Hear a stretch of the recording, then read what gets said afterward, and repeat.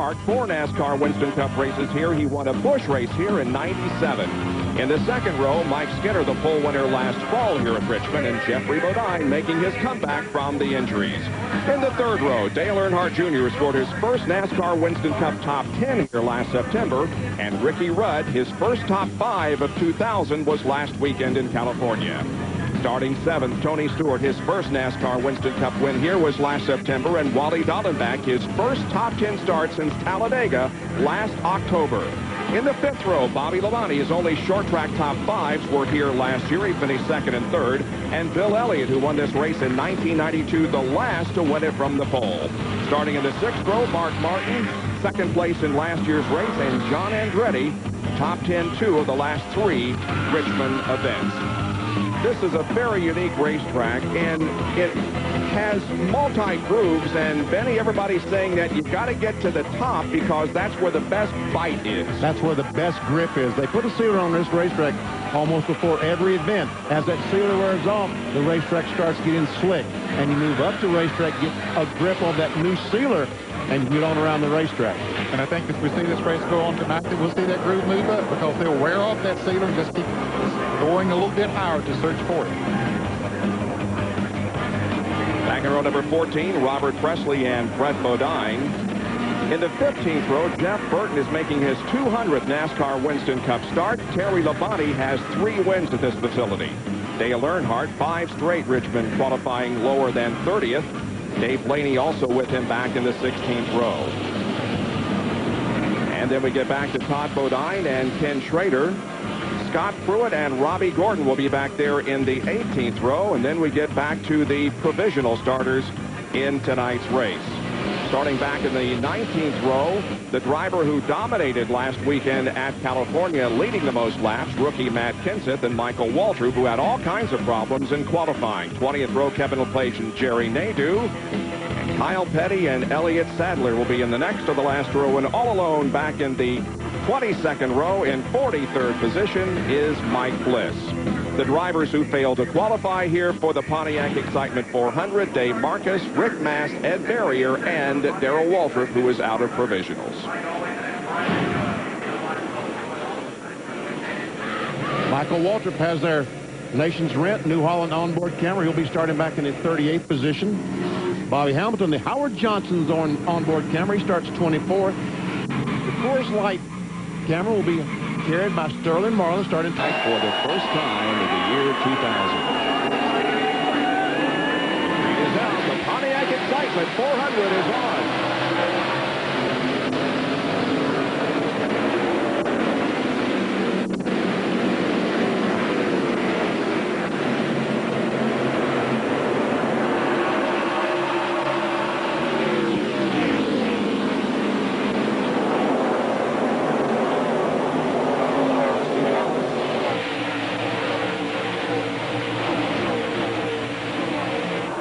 Jumped out quickly to the lead, leaving Mike Skinner and Steve Park to battle for second. And all of his success here at Richmond International Raceway, Rusty Wallace did not lead a lap in 1999, but he's led the first two here in 2000 as the battle rages on for second. Neither of those Chevrolet drivers want to give up. They'd like to get up there to see if they can challenge Rusty Wallace. It might be slowing them down a little bit running side by side because they don't get the full. Whoa! Mike Skinner got loose coming off that corner. Did a good job of straightening it out. Of course, it allowed Steve Park to get up there in second place. It also allowed Jeffrey Bodine to move up on the inside of Mike Skinner. Mike Skinner had a similar situation to that last week in California. Yep. He was running side by side with the car, too. He was on the pole there and then dropped back, but he came back pretty quick. See some spark coming up beneath the 60 car, the power team car. When he goes down the corner, it looks like the car is bottoming out. When Jeffrey passed Mike Skinner of his first competitive pass of the year 2000 in the Winston Cup Series. And now Mike Skinner looks to the inside and tries to regain that position, but he'll stay where he is for the moment. Running back in the 5th spot is Dale Earnhardt Jr., then Ricky Rudd, Tony Stewart. Looking back from the pole sitter and the current leader, Rusty Wallace, to Steve Park, who looks like he may be ready to mount a challenge. He's looking. Meanwhile, here comes Skinner trying to get on the inside of Jeffrey Bodine. That's for the third spot.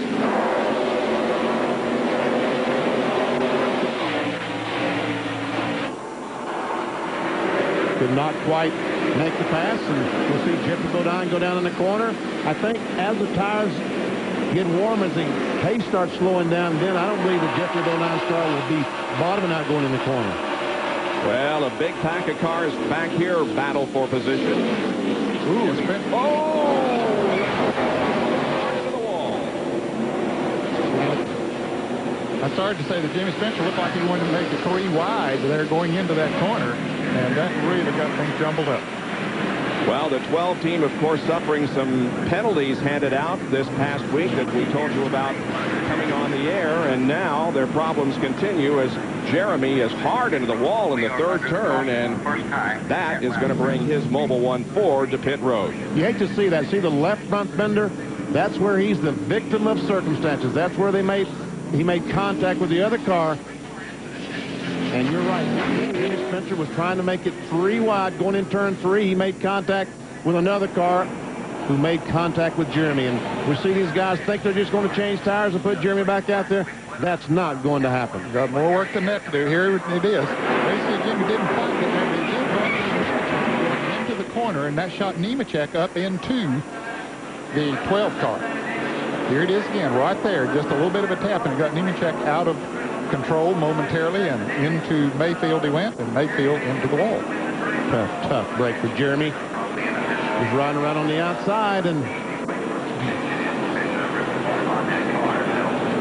Now from Sterling Marlin's onboard camera. goes right on board camera, watches Spencer makes contact, and Jeremy gets back quickly in the outside retaining wall. Now to John Kernan. And Bob, Jeremy Mayfield is going to have to go behind the wall to make some repairs to the right front of his car. The right front brake rotor is going to have to be replaced. Also, the lower A-frame has been bent, so they pulled him behind the wall. They'll go to work. What a very disappointing way to start off the race for Jeremy Mayfield. Well, that car was making its first start of the year 2000. It did run at Richmond and Martinsville last year, but it's behind the wall for repairs at the end of 9 laps. He's down into turns 1 and 2, and quickly Mike Skinner retakes that third spot from Jeffrey Bodine, and here comes Dale Earnhardt Jr. to try to get around Jeffrey also. Let's get a nose under him coming off the turn.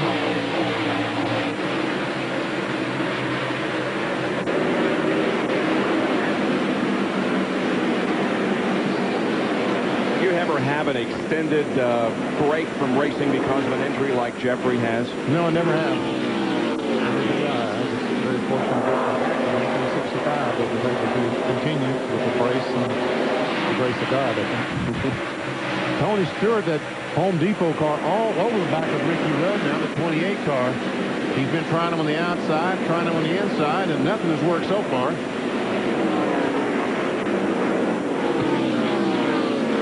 Because Ricky Rudd's running pretty well.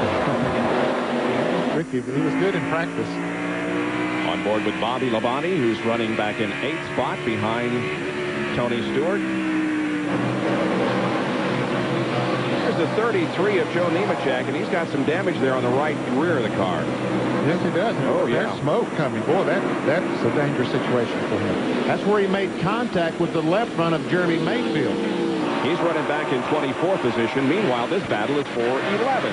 Bill Elliott and Mark Martin, closely pursued by John Andretti.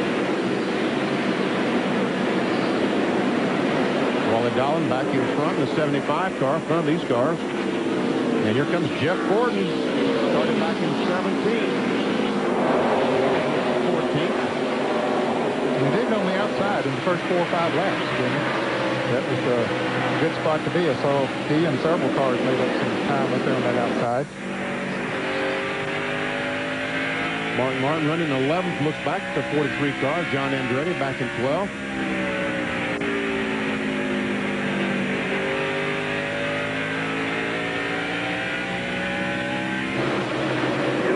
Up front, meanwhile, again, Steve Park tries that high line around Rusty Wallace and doesn't have quite enough to take the lead yet. And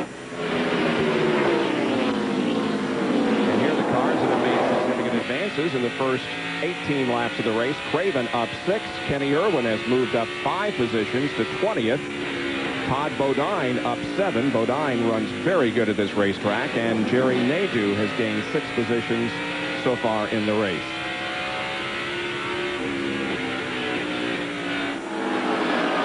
Now Park's looking down on the inside. Rusty apparently trying that second groove a little bit and said, hey, if he's going to look up there, maybe I better move up there. That's exactly right. He saw that Steve Park was faster than he was on the outside groove, so he chose to go up there. It looks like it's working for him. Now Mark Martin trying to take over the 10th position from Wally Dallenbach.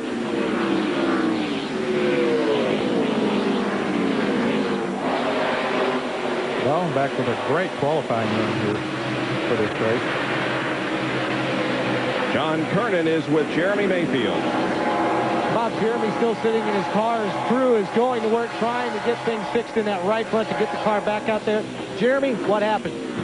Well, it looked like Spencer got to 33, and then the 33 got into us a little bit. We just got up in the loose stuff and couldn't turn, but had a great car. I mean, you know, about 2 or 3 weeks in a row we had a shot to win the race, and this Formula 1 team's done a super job here. We're on a roll here, and it's a big matter. We'll fix it going.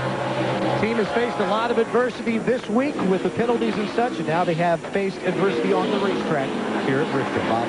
His car behind the wall getting repairs. Meanwhile, we continue to focus on this battle for the 10th position between Mark Martin and up ahead, Wally Dallenbach, who tested this car at Lakeland, USA on Tuesday. There's the 91 car of Todd Bodine, and he has really given Jeff Burton a run for his money right now.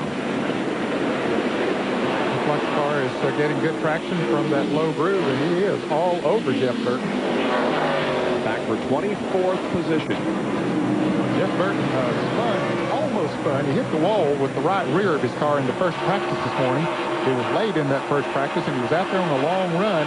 Coming off the turn 4, it just got out from under him a little bit and banged in the right rear of it. They fixed it. Well, this traffic is getting heavy here now.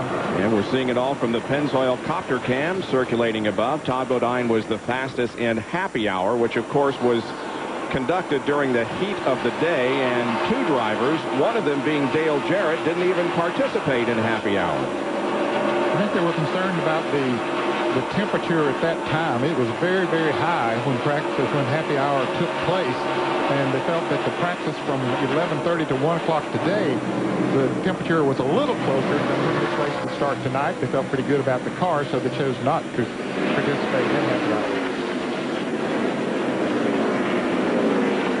Todd Bodine's been able to get by the 99 car, but now he's trying to get by Bobby Hamilton in the 4 car, and Hamilton's trying to get by the 77. Now here comes Burton back. So pick a line, take a line, take a number.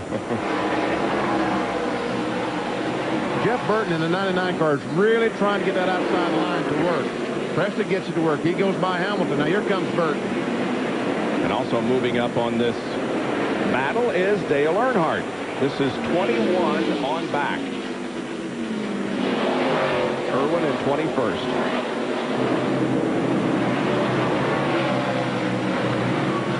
And now here is Steve Park once again trying to get the nose of his Pennzoil Chevy to the inside of Rusty Wallace, but unable to do so as Wallace continues to hang on to the lead. 29 laps completed, and Rusty's been out front for all of them.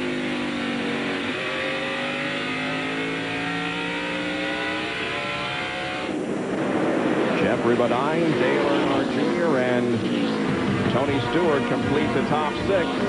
Back with more live coverage in just a moment of the Pontiac Excitement 400 from Richmond International Raceway. The 38th lap of the Pontiac Excitement 400 here at Richmond International Raceway. This racetrack used to be a half mile. 26 events have been run on the 3/4 mile. And it's been basically a Rusty Wallace racetrack. He leads in at least 6 categories. There you see them, including number of wins. He has 6 wins at this facility. What is that? He is leading right now. What does that say? 23rd race. Why'd you say 26? Did I? Yeah. Okay. 23 races since the reconfiguration. I even wrote it down, and I didn't get it. Steve Park's still working on them. They're coming up on some lap traffic now as they pass by the 44 car of Kyle Petty, he's running 42nd. He goes a lap down. Tony Stewart looks like the car on the move. He's been able to get by Ricky Rudd. He's been able to get by Jeffrey Bodine. And look at that, man. Tony Stewart right on the bottom of the racetrack. And that's after 39 laps. They're on their 40th lap right now, so that's pretty impressive that he can keep that Pontiac down there that low after that many laps. And he told us on Bill Weber's NASCAR Today that that's how he won here last fall, by running at the bottom of the racetrack. So I guess he's got the car set up just like he had it last year. Right now he is running about 5.6 seconds behind the leader, Rusty Wallace. 11th, 12th, 13th, and 14th right here as Jeff Gordon slides inside of Bill Elliott.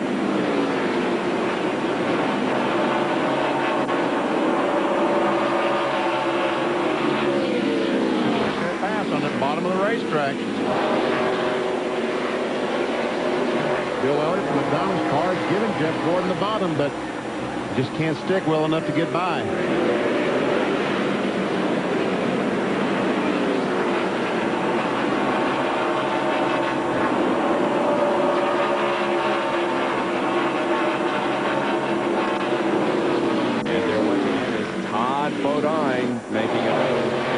As he goes inside and passes Johnny Benson. Oh, and he hit the wall coming out of 4. Man, oh man, did he hit. Oh, that's too bad. Caution is out. You see pieces bouncing across the racetrack. I'm all right. Sorry, but I'm all right. Well, that's the good news. He had a good run going here in the first right there. 43 laps. Also, Johnny Benson, the Lycos car, made contact with him. There's some damage to Johnny's car. This is only Todd Bodine's second start this year. He was in Atlanta, started 24th and finished 7th. Lose a tire sometimes? Here they all come. Blow the right front, Kyle. It popped right out. Here they come indeed for the first round of pit stops. They come on lap number 44 as Rusty Wallace leads Park and Skinner and Dale Earnhardt Jr. and others down. Here's Jerry. Rusty complaining the car a little bit tight. They're going to put 4 tires. They'll take 1 round of bite out of the right rear, which will loosen the car up. Go to the left rear of the car. 1 round of bite out the car a little bit tight. Left side tires going on. Tire rolled over from the Pennzoil car in front of Rusty. Left side tires on. Rusty down in the way. Let's go to Bill Weber. Mike Skinner's on pit road. He's already got right side tires. They went a round and a half on the track bar. He's got the number 1 big stall. He's away behind the 2 in the 50 to John Kernan. Jeff Burton was in for a 4-tire change. They lowered the air pressure in both rear tires. Also made a track bar adjustment 1 round to try and tighten that car up. Dale Earnhardt was also in. Didn't see any changes made to his car. He came out behind Burton up on this end of pit road.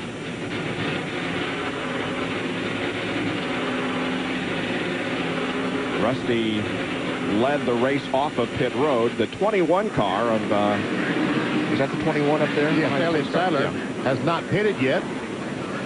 So he will get those 5 bonus points. And Ricky Craven must have changed 2 tires. You ever see Todd Bodine coming off the corner right in front of Johnny Benson? He comes off the corner, and all of a sudden we see the right front tire just bam. The air goes out from under it, and Benson has no place to go but right in the rear of Todd Bodine. And there is sheet metal damage on the front of Benson's car. I'm sure they've worked on that during this caution. Here it is from another angle, and you can see the right front of the car just kind of fall, indicating the tire went down, and into the wall he went. And watch that piece of brake rotor coming across the racetrack right in the grill of Kenny Irwin. Man, and see, the thing kicked it back out. Yep. From a Pennzoil copter cam, and there we see the right front. And there we see the contact. Now watch, if we can see this piece of brake rotor will come out from underneath Todd Bodine's car. I think it was behind us, wasn't it? Yeah. There's Irwin.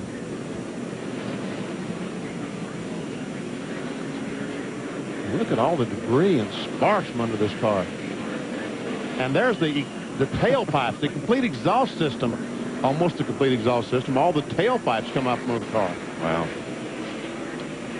We got a little bit of everything on the racetrack. It'll take a little bit of while to get this thing cleaned up. Todd Bodine hits the wall coming out of turn number 4. bringing out our second caution of the evening here at Richmond.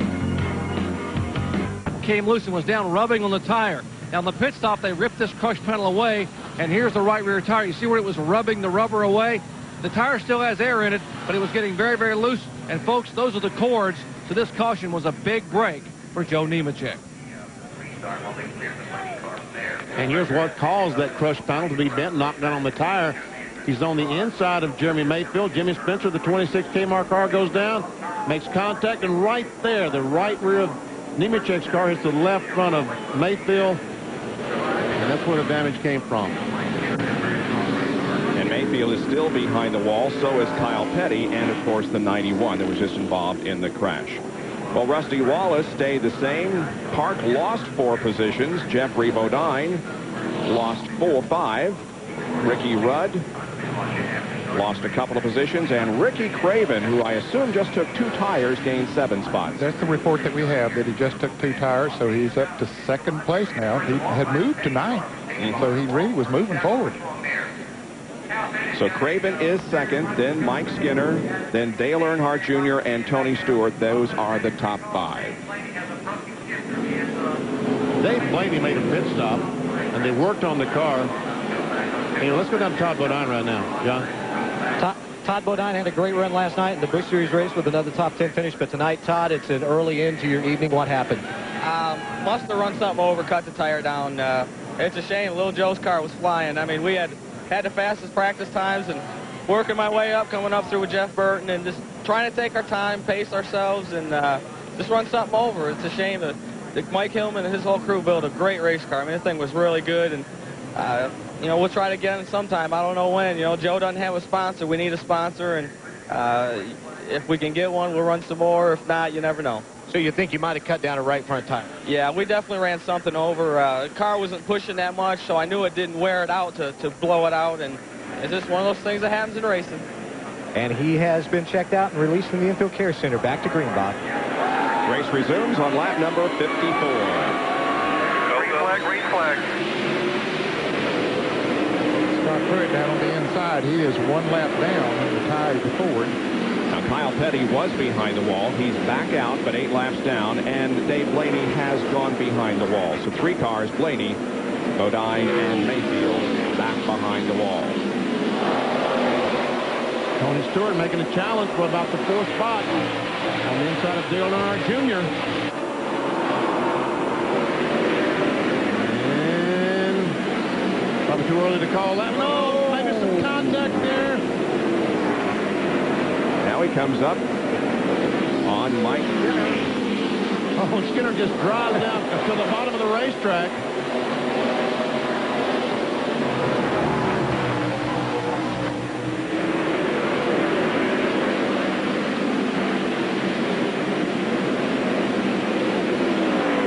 To make those passes with those fresh tires on, we know it's going to get more difficult as those tires heat up. And Jeff Gordon has got himself to the outside of Bobby Labonte, and he's trying to move up. Jeff right now running back in the 9th spot.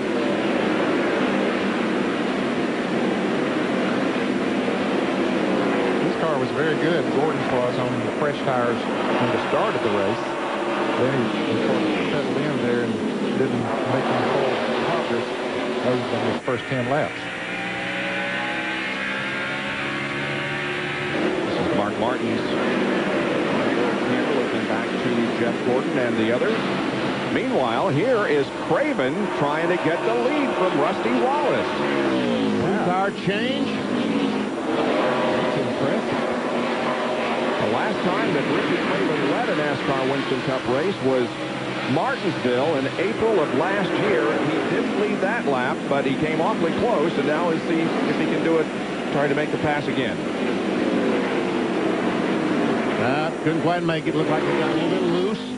Had to back off, correct the thing, so he'll sit back, ride a couple laps, try to let those tires cool, and then make a run at Rusty Wallace. This is only Craven's 4th start of the year.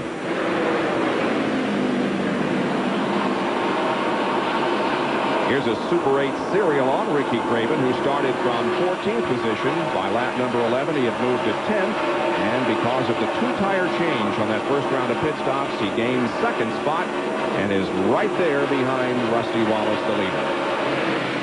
You mentioned that Dave Blaney had gone into the garage area. We understand that's a gearing problem, transmission problem.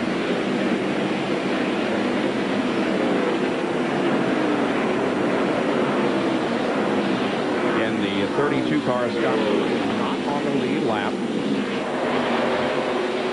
And Mark Martin and Jeffrey Bodine and Jeff Gordon and Bobby Labonte and the others are fighting for position.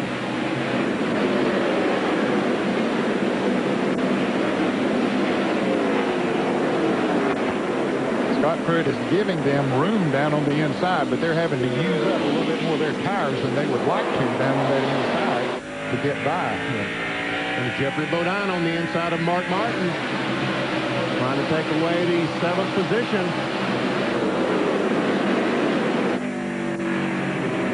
Let's go down to Bill Weber.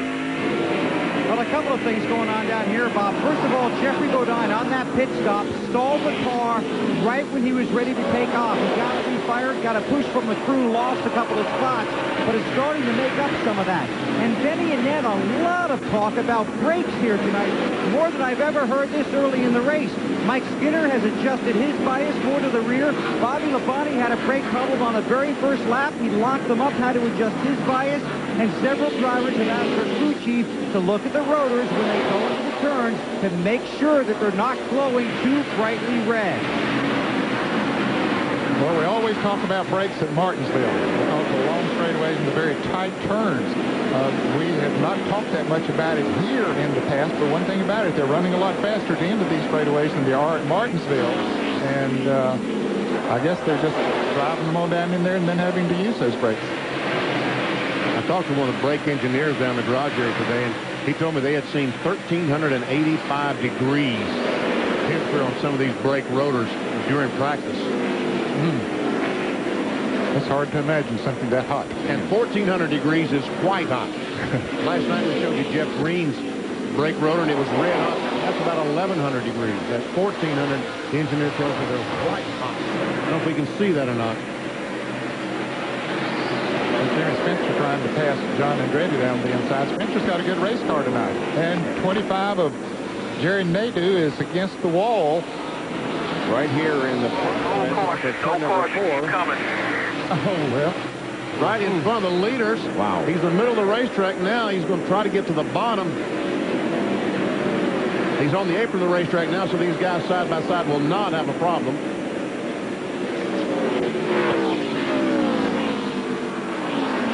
Now these two tires that Ricky Craven, the two-tire change is starting to show. He's falling back now to the clutches of Mike Skinner. Last lap, Mike Skinner was a mile per hour faster than Rusty Wallace. Skinner looks to the inside, can't make the pass.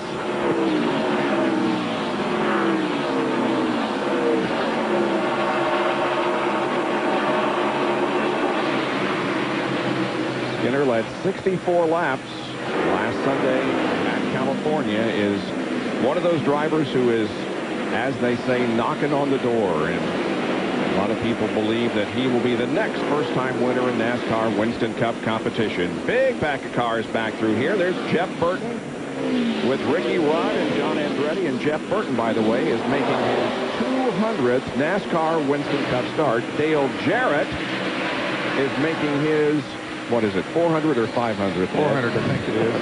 Yes, 400th, right. And there's Dale Earnhardt right on the inside of John Andretti. Might have been just a touch of rubbing. Earnhardt had a great pit stop, and since then he's moved up around Ward Burton. Now trying to take another position. Oops. This is Flipped a little bit there. They're battling for 15th there. 15th, 16th, 17th on back. Mike Skinner has been able to get by Ricky Craven, take over the second spot, and he and Rusty right now run about the same speed. Separated by just about 1 1/3 seconds, however. These cars we're watching here are running about 8 to 9 seconds behind Rusty. The tie car, Scott Pruitt. As we've established, he is a lap down, but looks like he's running pretty competitive with these cars. John Kernan in the John Andretti pit, or the Jerry Nadeau pit. And Jerry Nadeau just came in, changed 4 tires. It was a flat right front tire. You can still see the smoke boiling off of it. This is the inside of the tire, and the sidewall is completely gone. So we don't know if he ran over something and punctured the tire. The crew doesn't know, and there's not really enough left of the tire for them to, make a good investigation and make a good guess. But then Nadeau hit the wall after blowing a right front tire down in 3 and 4. There's a lot of pushing and shoving and gouging and rubbing going on out there. Well, there really is. Earnhardt was following Scott Pruitt there, trying to get by him, and John Andretti went on by on the inside. So Earnhardt started in the middle, and that wasn't going to work. So, John, these tires they're using tonight do not use the interliners that they normally use. Is that correct? The car, it looks like that tire had an interliner in it. And Tony Furr, the crew chief, says he thinks the brakes got so hot. You were just talking about the brakes sometimes being white hot around 1,400 degrees. He thinks the brakes were so hot that it melted the bead on the inside of that right front tire, and that's what caused it to go down. The leader is Rusty Wallace. He has led all but 1 lap, and he is 1.6 seconds ahead of Mike Skinner. Third place belongs to Ricky Craven, then Tony Stewart, and Dale Earnhardt Jr. runs 5th. We'll be right back. Oil copter cam circling overhead Richmond International Raceway. We see Rusty Wallace, who's the leader of the Pontiac Excitement 400, put a lap on Johnny Benson, who's running in the 37th position. Mike Skinner is running in 2nd. This is the battle for 3rd. Ricky Craven on the left, and now the 20 car of Tony Stewart challenges Ricky for that 3rd position. And it would appear gets him. And Jeremy Mayfield, as we're watching that battle, as Stewart does make the pass, Jeremy Mayfield has come back out on the racetrack. So he's a lot of laps down, like 76. And there's also Jeffrey Bodine, who was able to get by Dale Earnhardt Jr. a few laps ago, but put Jeffrey in 5th. Boy, look at the right front rotor on Jeffrey Bodine's car. That's that red hot I was talking about. Ricky Craven, a little bit loose off turn 2. Bodine will try to take advantage of that wiggle.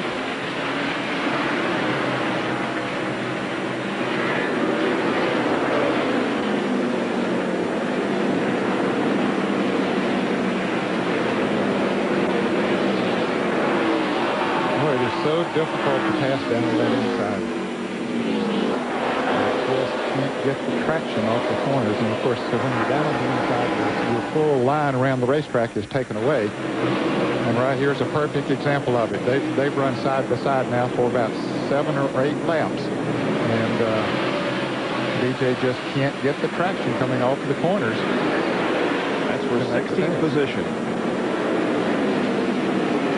Right here is where he's hurting most. It's just difficult coming off of that turn. Andretti had the traction coming off on that high line. And everybody is facing that when they try to pass.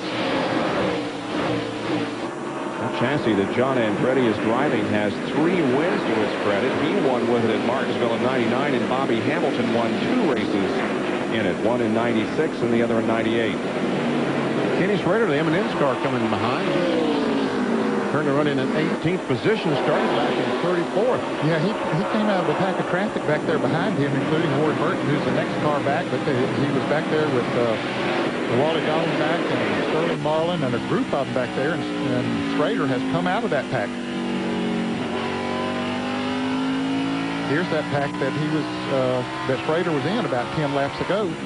There's Sterling Marlin and Terry Labonte down on the inside. Kenny Irwin is back there, so is Matt Kenseth a little bit further back.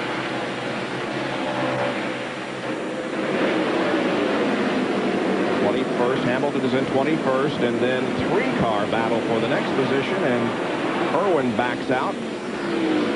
Meanwhile, Mike Skinner has caught Rusty Wallace. Right on his back bumper, took a look coming off turn 2 for the lead. Same problem that Ned we saw with Dale Jarrett and all the rest of them. coming off turn 2 is a struggle. For a taste of the race, here's the Jimmy Dean breakfast sausage telemetry, giving you the miles per hour, the reading from the tachometer, and you will notice how much the brake is used. Oh, man, almost 7/8 of the brake pedal that he has. He goes down to 91 miles per hour, and he accelerates off turn 4. Down in turn 1 up to 145 or so, and just slams on the brakes. Oh, the traffic. Brett Bodine wanted to stay up there, wanted that outside groove, but Rusty just kind of forced his way in there and took it away from him. Brett a lap down in 36th.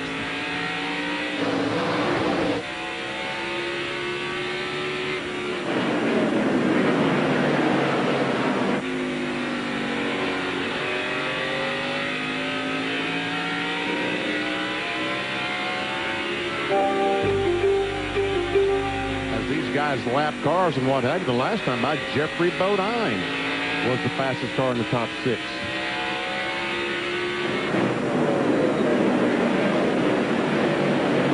There we see Jeffrey back in the 4th position. Power team car. Yeah, he's on the bottom of the racetrack, but he's not in traffic. When he comes off these corners, he let it drift out. It gets that outside retaining wall.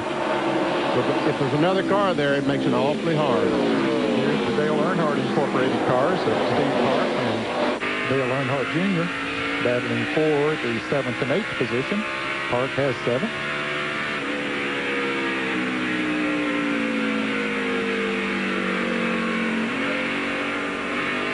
Dale Earnhardt Jr. we're riding along with, and the Budweiser car told me that high groove said really feels good. You put that car, oh, there's Robbie Gordon going a lap down. Skinner tried to get that bottom line, tried to get Rusty caught on the outside of Robbie Gordon, couldn't quite make it work. But here comes Skinner back on the inside. Nope, cannot make a move.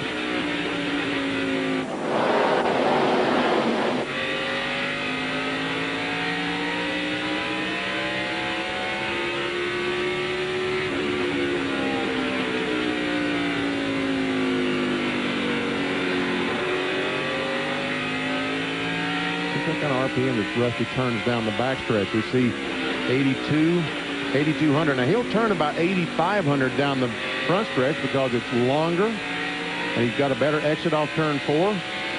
So watch as he comes down 8,900. Yeah.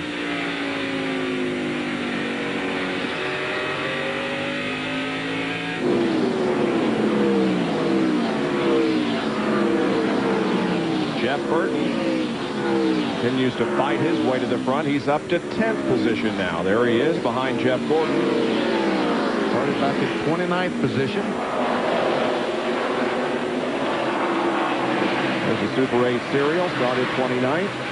And there is how he has gotten into the top 10. And he has completed more than a fourth of this race already. But big traffic for the leader, Rusty Wallace. Elliott Sadler and several other slower cars in front.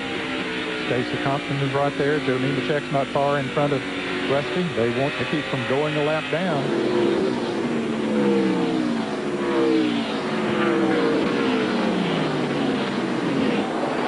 There you go, Rusty.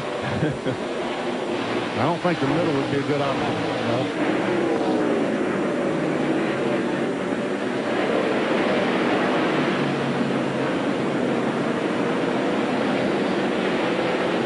Like the track is pretty much blocked up ahead. Sadler's on the inside and Compton running right ahead of Rusty Wallace. Nice headwear here at Richmond International Raceway tonight as the Pontiac Excitement 400 is led by Rusty Wallace. Welcome back to live coverage of the Pontiac Excitement 400 at Richmond International Raceway. Not much has happened. Rusty Wallace and Mike Skinner still trying to clear some of this slower traffic, and Rusty has managed to continue to hold off Skinner's challenge. Yeah, not much has happened, Bob, but lots have happened because these guys, talking about Elliott Sadler, the 21, Stacy Compton, the 9, Joe Nemechek, they're fighting for their absolute life, trying to stay on the lead lap in front of Rusty Wallace. Hope a caution flag comes out. The caution car picks up Rusty Wallace. They need to go around and make up the entire 3/4 mile. Battle for 5th is between Mark Martin and Ricky Ricky Craven. Now, one thing that has happened here lately as we see Mark take over that position is that Jeffrey Bodine has moved around Tony Stewart and has moved up into third place. There's Tony in the car number 20, and there's Jeffrey. And he is closing the gap on the leader while they're caught up in that traffic running side by side back there. Jeffrey Bodine was about 4 seconds behind. He's now 1 3/4 seconds behind. Let's see if Mike Skinner can beat that. Oh, I think he did. Now he's trying to force Rusty up the hill. So, oh, no. This boys, be careful. Don't get them 3 wide coming off the corner. Doesn't work very well going in the corner, much less coming off. Careful now. You see, the 21 car of Elliott Sadler, he's staying down on the inside and say, hey, take the outside. That's where you're supposed to pass when you're being lapped. But they haven't been able to do it because there have been cars up there on that outer groove and just haven't been able to move around him. This is really helping all those guys back, you know, 3rd through 10th, I guess, because right now, the 5th place car, Ricky Craven, 6th place car, is only 4.5 seconds behind. Down to Jerry Punch. Guys, the competitors may not want to hear this, but the last time Rusty Wallace had this car at a racetrack was at Martinsville early this year. He led 5 times for 343 laps. That's only part of the story. He cut a right front tire and turned to at Martinsville, lost 2 laps, and made them both up to finish 10th. This is a pretty darn good race car. Sure is. We're talking about helping those guys behind. Ricky Rudd, for example, he's in 15th position. About 10 laps ago, he was 14 seconds behind the leader. Right now, he is 9 1/10 seconds behind. He's picked up 5 seconds. That time by Bobby Labonte at the quickest speed back in the 8th position. Jeff Gordon 2nd and Bobby Hamilton back in, what is that, the 20th position, was 3rd. I don't think we're going to see these first 2 cars show us any blinding speed right now. There's Elliott Sadler once again coming back. Oh, and Joe Nemechek almost spins coming off the corner. And once again, the first 2 fastest are Bobby Labonte and Jeff Gordon. But 3rd quick that time was Dale Jarrett, who was running back in the 16th spot. Oh, here we go. They're 3 wide, going in 1. Oh, boy, let's see if they can come out. They went in there that way. Skinner's on the inside trying to take the lead. But Rusty was on the outside. He held that lead. They had Nemechek in the middle. Oh! Ronnie Gordon hard in that outside. Behind you. 13 is in the fence. Caution yet. Keep coming. Yeah, there's a caution now. Caution is out.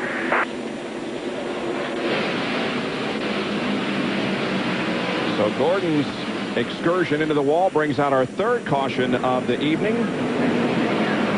And that right front tire is flat. And I guess that's what caused him to go in there. It sure sounds like that. Once again, the brakes might be the culprit, getting so hot that they're just melting that tire. And especially at 1,100 degrees, what kind of chance does that rubber have of lasting? Benefiting from all this was Kenny Wallace and Stacy Compton. Both of them were close to going a lap down, but because of the caution, they remain on the lead lap as Gordon with some fire in the right front of that. I don't think I want to. Let's see if we can see what happens. Never see him going down the corner. Starts on the outside, and that right front, he just went flat. He never turned, and then that wall he went.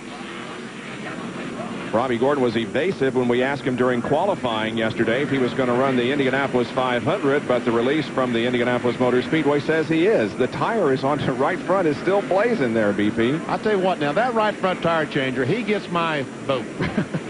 He gets my vote. He went in there and took that tire off with it on fire.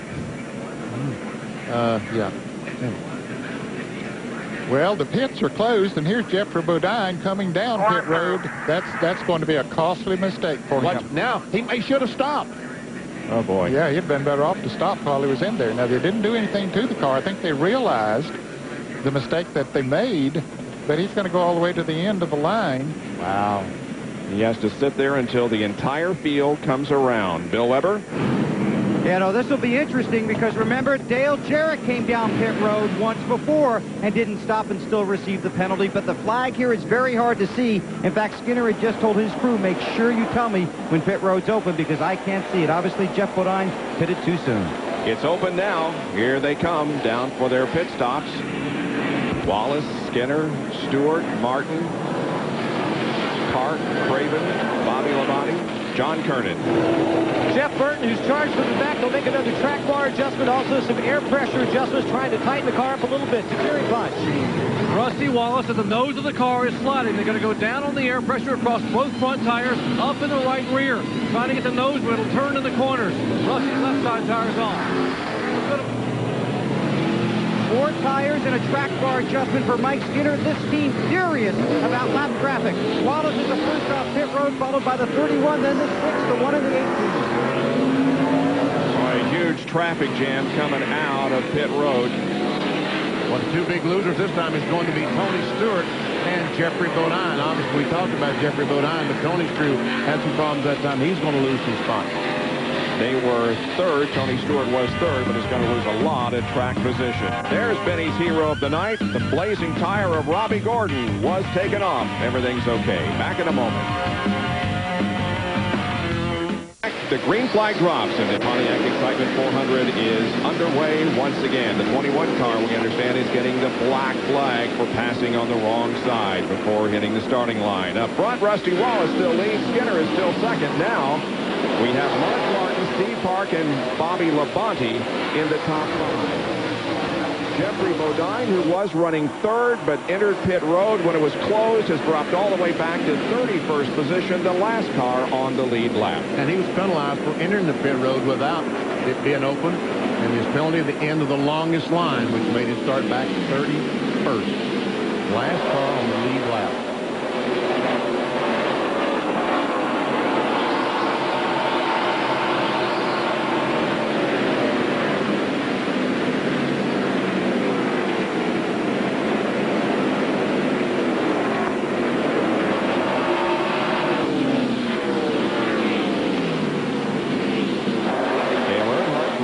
Top side of the racetrack. He's up to 6th spot, and now here's Mark Martin taking second from Mike Skinner. And Steve Park is coming up on the rear spoiler of the Lowe's Chevy. Might really look far something that's dragging on the racetrack. Don't know exactly who that might be.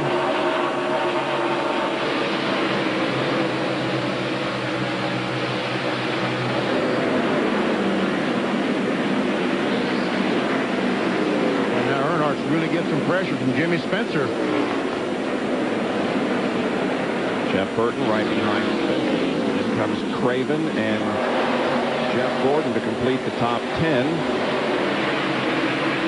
Spencer's car, we mentioned before how good he was running. He really runs good on new tires. And I noticed on that last long run that he dropped him back a little bit, but he still was having a good run.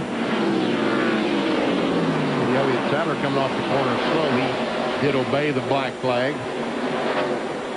Earnhardt drove from 37th starting position to an 8th place finish last year in this race, and in the fall race he started 33rd and finished 6th.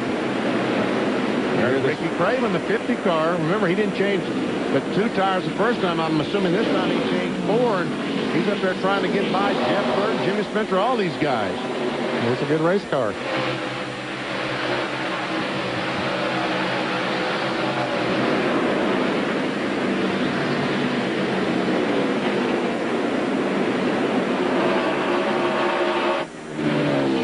John Kernan, who's with Robbie Gordon.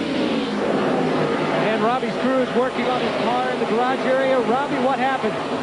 I don't know exactly what happened. Maybe I ran over some debris or something. Cut a right front tire and it took off into the wall. It's unfortunate, you know, it's the last race of the Burger King program, and we just wanted to have a good run here. Crew is working on his pancake the right side, and it's the third. He's the third driver up on my end of pit road who's had a right front go flat. Well, here comes Mark Martin, who has a good run on Rusty Wallace, and at the line, I think Mark will get credit for leading that lap. Well, it showed up on the monitor here, the scoring monitor, as being the leader. That makes him our 4th leader of the evening. Besides Wallace, Skinner, Sadler, and now Mark Martin have been in front. 4 leaders and 5 lead changes. The battle, though, is side by side between Martin and Wallace. Well, that time Rusty Wallace was shown on top. And Mark was 0 seconds, 0 thousandths of a second behind.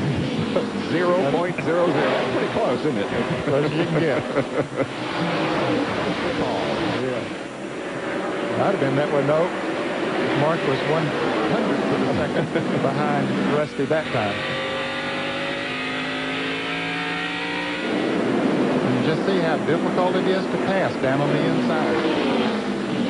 Mark has a fast race car, but just getting that traction, even with the new tires on, is difficult.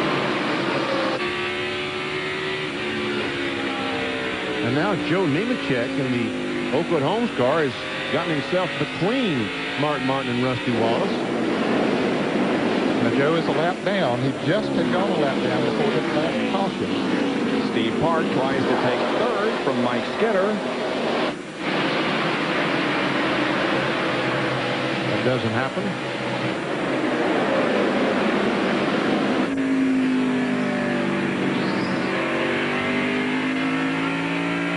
On board with Bobby Labonte, who sits back in 5th.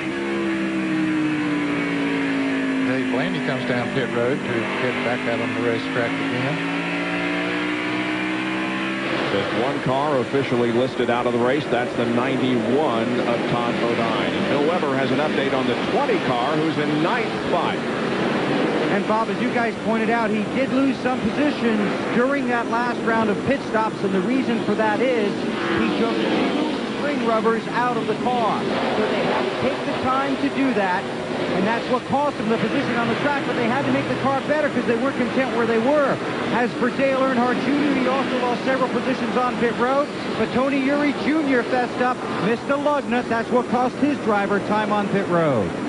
And as for Bill Elliott, he put a rubber in during that last pit stop. He was another guy who was running 11th, came out 23rd.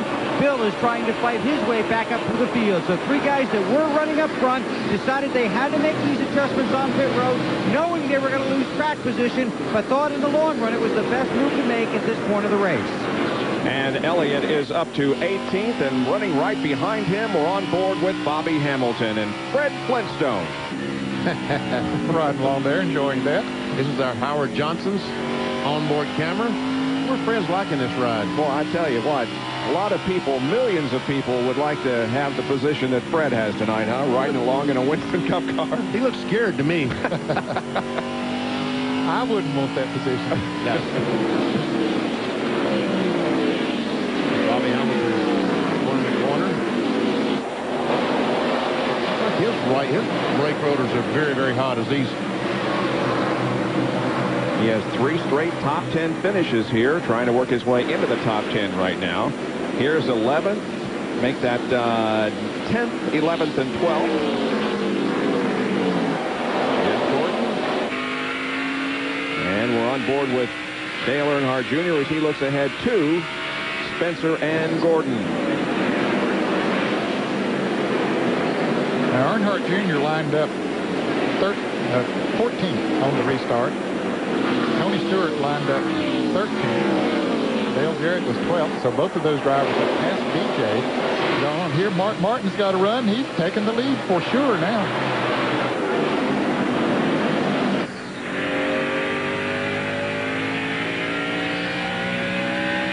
Go down to Jerry Bunch.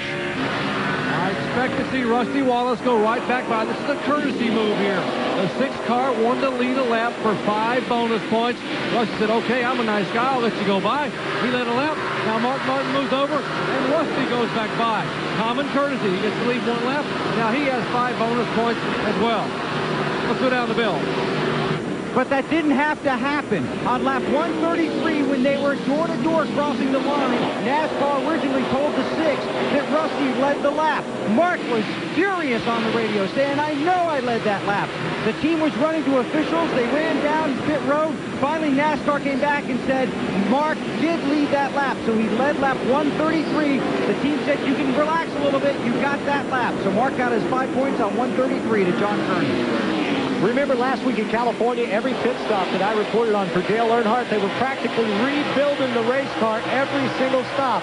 That's not the case tonight. Earnhardt started back in 31st, but has moved his way up into the top 10 thanks to the way the car is running on the track and also thanks to the work of his crew in the pits. They've only made some slight air pressure adjustments, and that last pit stop, they did it in 15.5 seconds. The Flying Aces are back. Earnhardt right now involved in a good battle for position. Up ahead is the 7th place car of Jeff Burton, and he is alongside the 6th place car of Tony Stewart. As 148 laps have been completed, Pennzoil Copter Cam showing you this battle.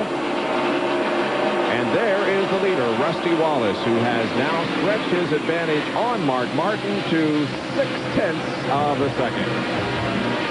We'll be back with more live coverage in just a moment of the Pontiac Excitement 400.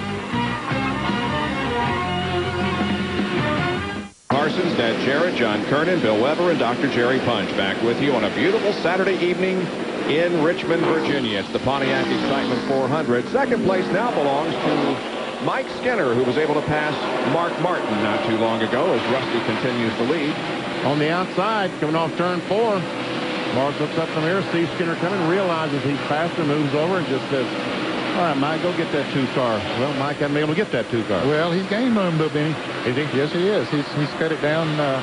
He was about 1.5 seconds behind, and now he's just a fraction under 1 second behind the last time around. Jeff Gordon gets by the 99 car. Jeff Burton moves into the 8th position.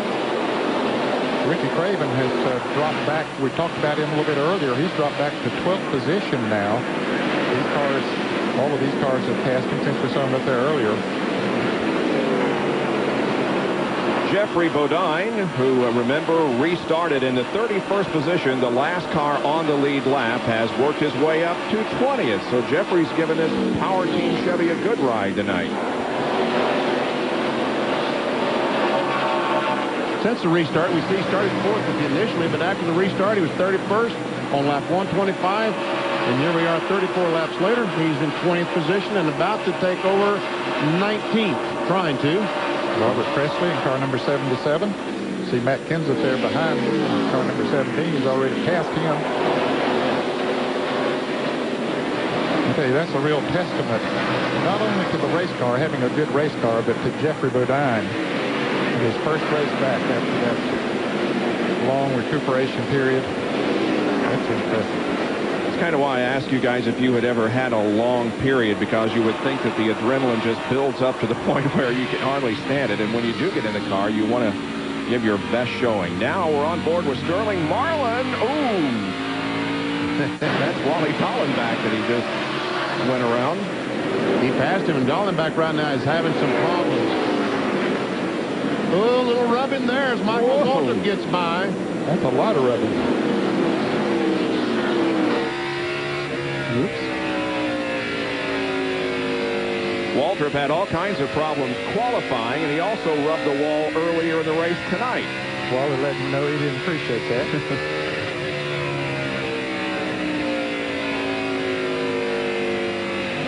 One thing you have to be awfully careful of is not to get a fender in on the tire so it'll rub. Now, on the short tracks, they do cut out a little bit more. They're allowed to cut out a little bit more than they would be on a super speedway. So you get it mashed in sometimes and it don't hurt you too bad, but there are circumstances where you can knock it in there and it'll rub, and first thing you know, you'll be into the pit with the wall one. Well, Michael coming off awfully close to that wall on turn 2.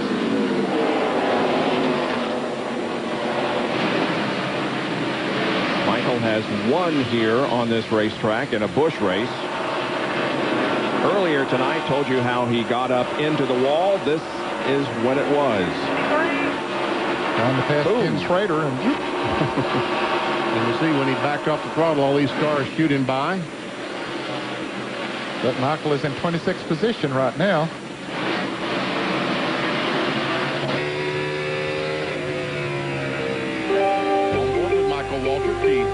Nation's Rent, New Holland onboard camera.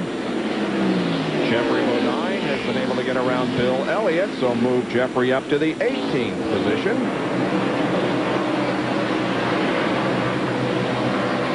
now it becomes not so much the positions that he lost, but the time that he lost, because he is 13.5 seconds behind Rusty Wallace.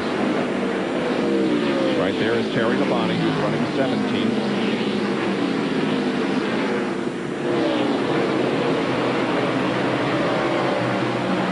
Elliott Sadler is 2 laps down, not on the lead lap. He had just lost a lap right before the last caution came out, and then he was penalized, had to come in for a stop-and-go penalty on the restart of the race. That cost him another lap. On that, Elliott Sadler has watched his battle. Earnhardt up to 6th place now in the black number 3. Jeff Gordon in number 24 and Bobby Labonte in the green number 18. And there's Jeff Burton right behind them. Burton in the 9th position.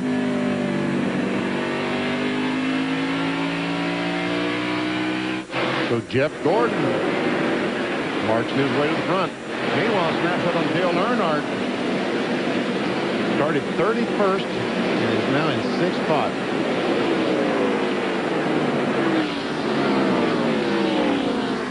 And he's got the car that he owns, driven by Steve Park, right ahead of him. And right in front of Steve Park is Jerry Nadeau, the Michael Holland. Oh, I'm sorry. That's Joe Nemechek. A lot of blue cars out here now. And that's one of them right there, the 33. And Jerry Nadeau's car is one. We've got a problem somewhere. Caution is out. We do. 2 cars. I got a caution on the front stretch. Caution by the start-finish line.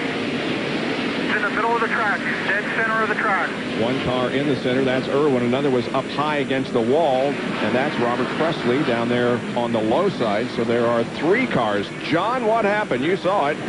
Bob, when I saw the 27 car come off of turn 4, and it looks like maybe he blew a right front tire, because all of a sudden you saw sparks coming out from under the right front of the car. That shot him right up into the 42 car of Kenny Irwin Jr. and forced him into the wall. But that's what it looked like from down here on this end of pit road. It happened very, very fast. And my guess is Robert Presley ran over debris and cut the left rear tire down. When he got down to turn 1, spun around and smacked the wall. Here we see. Between the 27 and the 42 just drove the Irwin directly in that outside retaining wall. Man, hardly. And then the Presley spin occurred out of turn number 2, as Benny indicated, and ran over some debris. Anyway, Kenny's car is right in the middle of the racetrack, just beyond the start-finish line. And here is Robert Presley spinning, coming off. And we see nothing's damaged, but there he goes in the wall. It is the left rear tire that's flat that caused the spin. John? Dale Earnhardt is in. Just a little bit of damage on the left front of that car, but not enough to mess it up. It's a 4-tire change. Last time it was 15.5 seconds. They're already on the left side tires. Chocolate Myers with the gas in. That's done. Down to Rusty Wallace are going to correct the air pressure change they made a moment ago with the front as we check down the Bill Weber. Slight air pressure adjustment for tires for Skinner. He was able to focus on Wallace on the track and beat him off of pit road.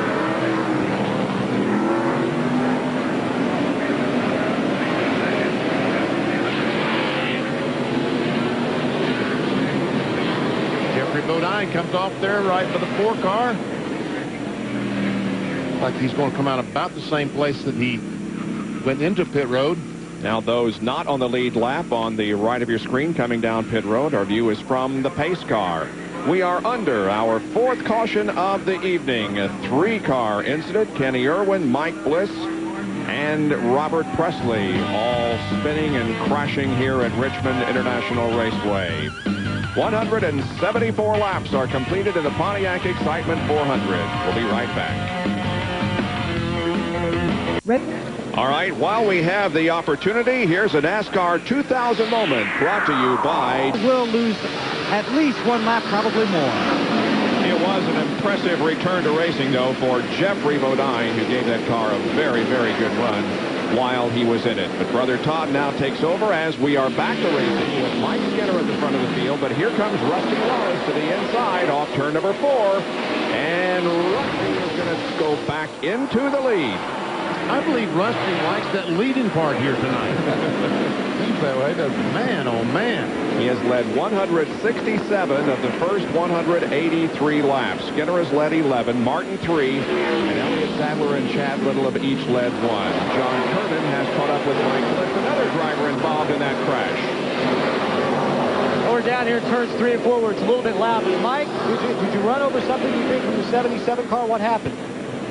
You know, I was running under Kenny, and I wasn't tight under him at all. I was just biding my time, you know. It's pretty slick on the bottom. I come off before, and I was underneath him, and it pushed real bad.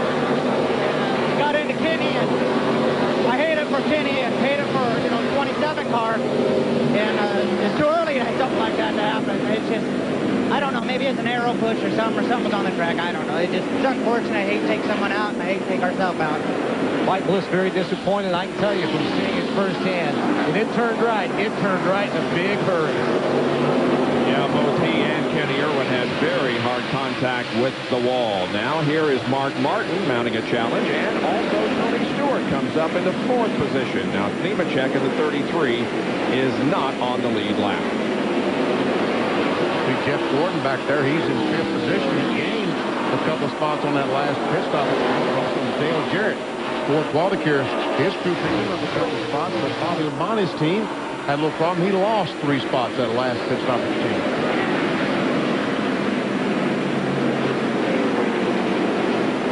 Dale Earnhardt finally got in front of his car, didn't he? Yeah. Earnhardt 6th and Steve Park 7th. That is the one car, the Pennzoil car, driven by Steve Park. The owner is Dale Earnhardt. And here's a good battle between Dale Earnhardt Jr. and Dale Jarrett. And right there also is Jeff Burton.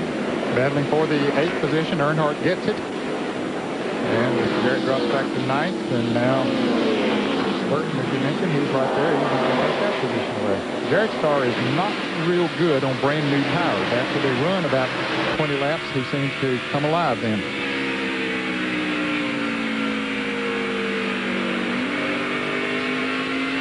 I'll tell you that Todd Bodine, in relief of Jeffrey Bodine, his brother, lost a couple of spots, and he's not that far in front of the leader. So I would guess it's probably going to go down 3 laps unless there's a caution flag pretty quickly.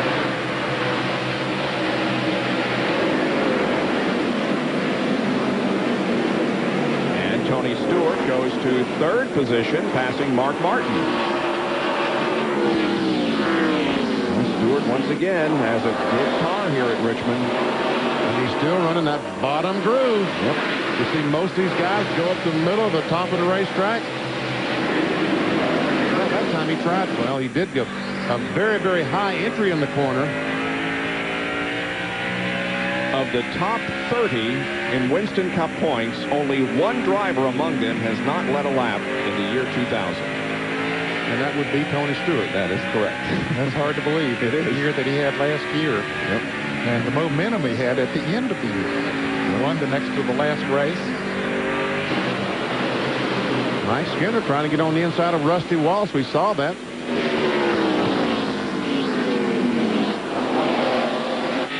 As these cars came off turn 2, but when they come off 4, Rusty still has that 4 or 5 car length advantage.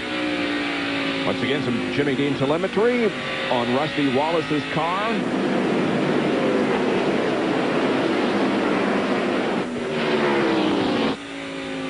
Boy, a lot of brake Rusty using going in the corner.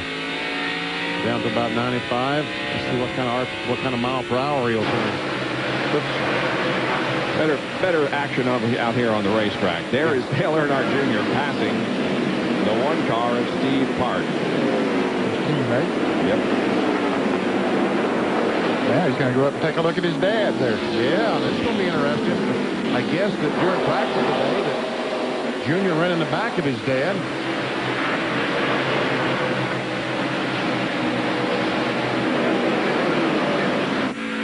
Winner at Texas in his 12th NASCAR Winston Cup start, Dale Earnhardt Jr. But he started, Bob. Looks like someone is running the back of the 3 car already. Like the rear motor's flopping around a little bit. I was going to say, despite the fact that he's won a race, he is 2nd in the Rookie of the Year points. And of course, the Ray Vestas Rookie of the Year award will be handed out at the end of the year, and it appears to be a very good battle shaping up between Earnhardt Jr. and Matt Kenseth. Rusty Wallace leads by about a half a second, almost half a second. And Tony Stewart is about a second behind. Earnhardt Jr. 11 points behind Matt Kenseth, and Stacy Compton 32 behind in the Ray Vestas Rookie of the Year contest. Has moved to second position, passing Mike Skinner, and Labonte gets the car going once again, running back at about the, well, he was in the 18th position, and he's going to fall back now to the 24th spot. Let's see, there we see going in the corner. Is there contact? Yes, some contact between Ward Burton, the 22 car, and Terry Labonte. And Terry does a great job to save the car, drifts up against the outside wall. I don't think he ever touched it, man. I don't believe he did either. But boy, did he come close. Let's see if we can see any damage on the right side. Doesn't look like it. And there is Tony Stewart, who closes in now on Rusty Wallace. Wants to lead his first lap of the year 2000. He led 17 events in 1999, a total of 1,223 laps, but he hasn't led one in the year 2000. Let's see if he is able to break that streak. Man, did you see him turn left, nail the gas, and drive up beside of Rusty Wallace? Well, here they come off the fourth corner. Is he going to lead the lap? I believe he did, by about a fender. Well, the scoring computer says he did. By 0.02 of a second. So for the first time in the year 2000, Tony Stewart leads a race. And the spotter would say clear. Yes. Now we'll see if he can drive away from Rusty.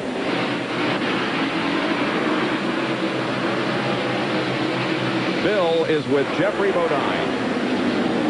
That's a good look for you. You're a tough young man. Welcome back. Thank you. Yeah, I just thank God I'm back. You know, I'm sorry I didn't make the race, the whole race. I really felt in my heart I was going to have trouble tonight. It's so hot and humid. And I really wanted to drive California last week to prepare me for this. This is a much tougher track than California, but we came here, we qualified really good. We were running good. I made a few rookie mistakes. I stalled the car leaving the pits. Then I came in the pits when they weren't open. Nobody told me that it wasn't open. But even at that time, I knew it was going to be tough to finish. But I saw that Todd had trouble. And I'll tell you, there's no one I'd rather have in the car than Todd right now. He's my little brother. And I love him, and he's doing a great job. We'll see you at Charlotte. I bet you will. He sure is doing a great job. You know, I told you that he had lost a couple of laps on the driver change. And he's in front of Rusty Wallace, so he'll probably go 3 laps down. That's not the case, is it, Ned? No, he's just driven away from Rusty Wallace. He has gained a good third of a lap on Rusty since he came out of the pits. He's the fastest car on the racetrack, no question.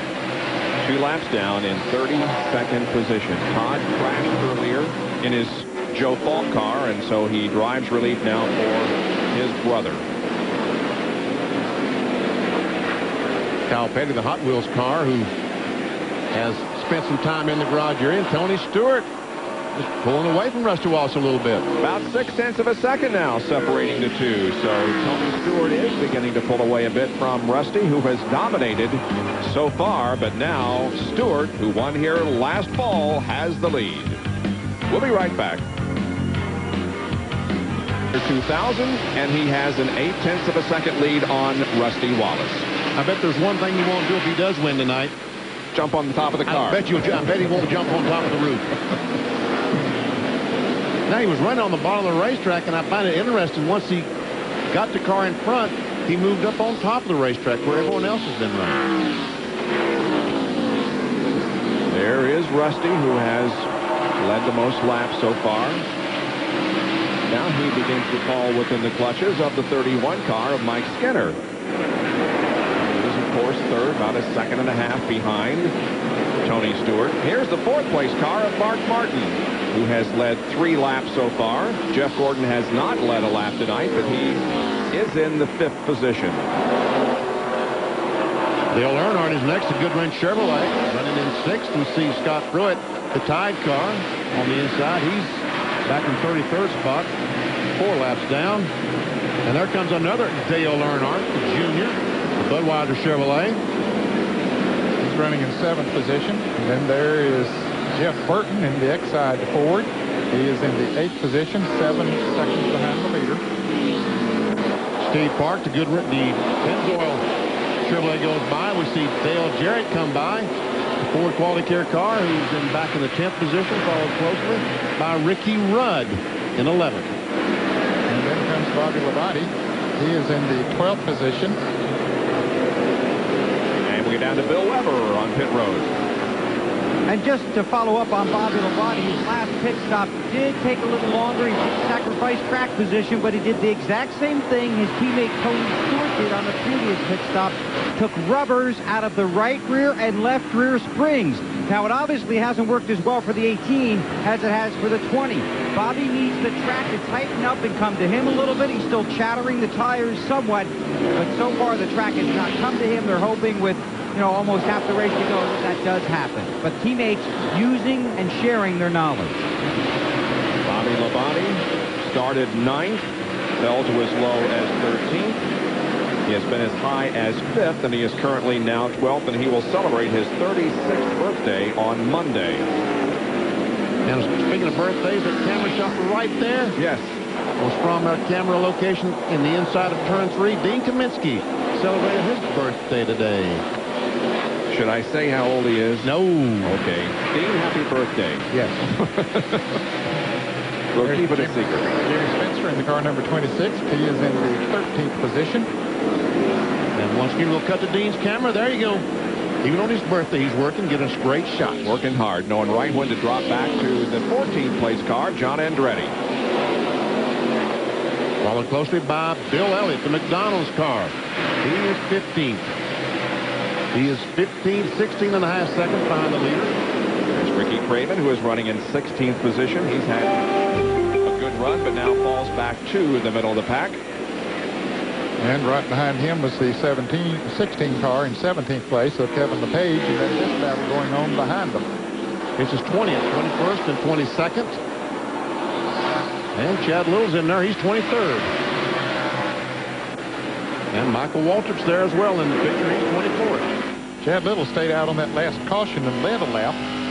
So he was at the tail end of the pack, so he's trying to get back up through there. There are 27 cars on the lead lap.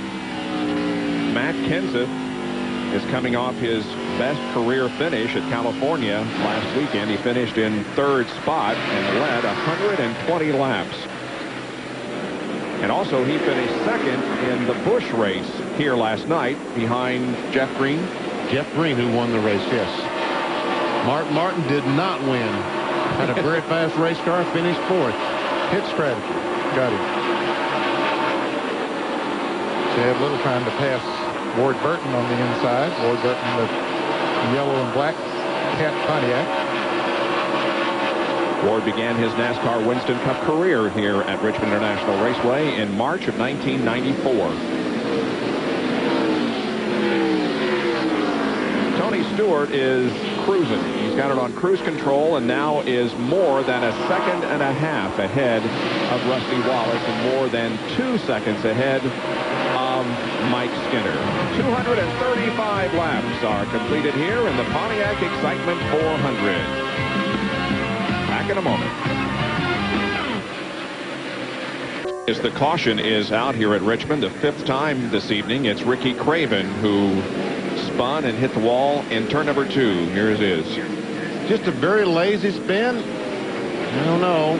And there is some contact, not a lot, but some contact with the outside retaining wall. This comes on lap 239. Craven trying to get that car headed back in the right direction. And we see all the tires are up. Now, all these cars, they're just going to boil down to what we talked about at the very top of the show. Execution in the pits. That's right. And right now, their challenge comes for those crew members. Let's go down to John Kernan.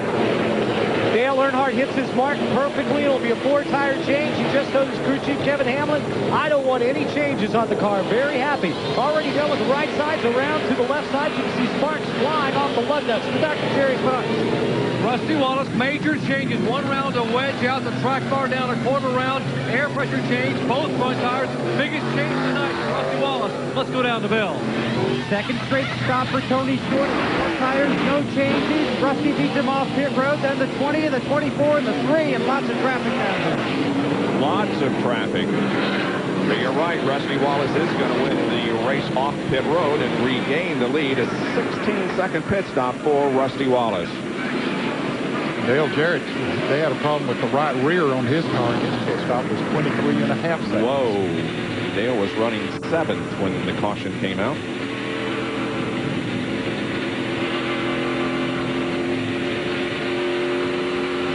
Well, the track crew is checking over the racetrack, and all appears to be well. All the trucks, it seems, is going back to their assigned location, so this could be a short caution period. We'll take you inside a pit stop now. The crew cam on the 7 Down, trying to get one of those back. He's driving hard, trying to do that. I tell you what, we got a real scramble going on back there between Jeff Gordon and Mike Skinner. A battle for the 3rd position. Well, Gordon has picked up positions on every pit stop. Dale Earnhardt is also in the mix, and so is his son, Earnhardt Jr. And Earnhardt Sr. Oh, man. That was close. Very close. Dale Earnhardt, the 3 car, gets into the 4th position. Now Junior trying to get in the middle. Oh, man, coming off 3 wide. They made it somehow. Johnny Benson in the 10 car, 2 laps down at 29th. Here comes Ricky Rudd to the inside of him. Ricky is battling with Skinner. Trying to take over that 6th position. Johnny Benson in the car number 10 was caught in the middle there. We see the 60 car possibly dying. He's in there battling, but he's 2 laps down, back in 30th position. But his car is fast enough. If he could get up there and get by these cars, he might have a chance at getting one of those laps back. But he's got a long way to go. And Dale Earnhardt Jr., the Bud car, gets in front of the Goodrich Chevrolet of Dale Earnhardt. Dale Earnhardt Jr.'s car has been very fast on new tires. Now, notice on that last run, he had dropped back. He had gotten up to about 7th or 8th place and had dropped back to 10th or 11th when the caution came out. But he's fast on new tires. Jerry Punch is with Ricky Craven. Ricky, after an impressive run, not the way you wanted the night to end, what happened out there? Well, the car was really good early. It was probably the best all night on 2 tires. And then the last set of tires were really, really tight. We needed to run high, but not quite that high. And I just lost it getting in. Got out from underneath me. But really proud of the guys and the progress that we've made. And it's fun, you know. It wasn't fun long enough, but we really enjoyed ourselves. Took some time off to get the team organized, and apparently it has paid off big time for you tonight. Yeah, it has. It was painful to watch on TV, but this is rewarding, and I think this will pump everybody up. And we're going to run 3 or 4 of the next races, and then we'll take another break. But I'm proud of these guys. And it's want to say hi to everybody back home. Haven't seen everybody for a while. Good to see you. Good to see Ricky, but not before it's over. Ricky Craven had a pretty good night going early on, guys. And I like a guy who says it was my fault, too. Yeah. Well, Bill Elliott now runs in the 13th position. Right behind him is Kevin LePage, FamilyClick.com. And right behind him comes Kenny Schrader, John Andretti, 15th and 16th. Dale Jarrett's in that group. DJ had just passed the 43 of 4 or 5 laps ago and was on the outside of Bill Elliott, which is Bill's up to 13th, and DJ almost got into the wall off of turn 2. He got squeezed out there, but got off the gas, and now he's trying to gain momentum again. Matt Kenseth there in the 18th position.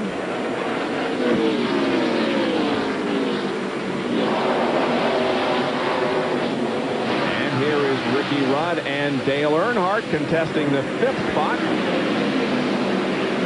See, Jeff Gordon's been able to get by.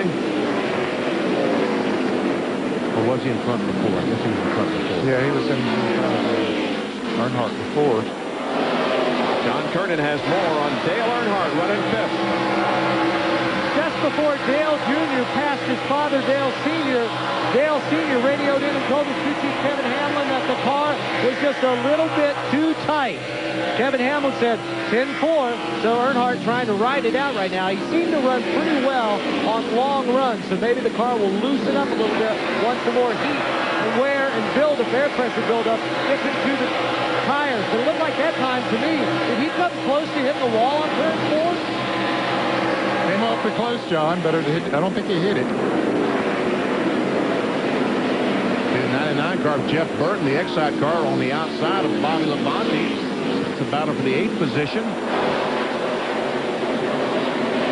Martin Martin, who's up in the 3rd spot, is falling back to 10th. I guess he must have had a bad pit stop that last time. When I say a bad pit stop, all we're talking about is a second or so. Going from 3rd back to 10th. There's Mark Martin back in 10th position. So Mike Skinner, there's Skinner on the inside of Dale Earnhardt. Earnhardt got by him a little bit ago, and it almost got together on turn 4. Teammates running side by side through the first corner. And Bobby Labonte looks like he might make it 3, huh? I don't think Labonte's going to do that. No, he's the points leader. He says that wouldn't be smart. That is a good point, Ned. If he was 6th in the points, he might, but not as the points leader. And Nemechek, the Oakwood Homes car, in the middle of all that, he's a lap down. In 26th position, 25 cars still on the lead lap. And 3 cars out of the race.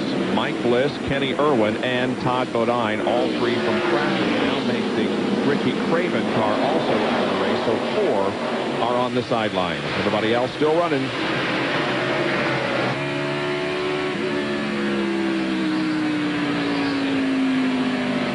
Average speed of the race just a little over 100 miles an hour. We have had 5 cautions for 37 laps. As we watch this battle continue between Earnhardt and Skinner. Well, Bobby Labonte decided to make it 3 laps. He said, I've raced along with these guys long enough down here trying to see which way they were going to go, so I'll just get in there and mix it up with them. Now, this is where it's going to be a problem right here. They did that good, didn't they? They really did on one little bump that I saw. Skinner got in Earnhardt a little bit.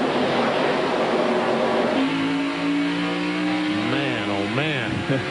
Oh, Bobby Labonte goes around.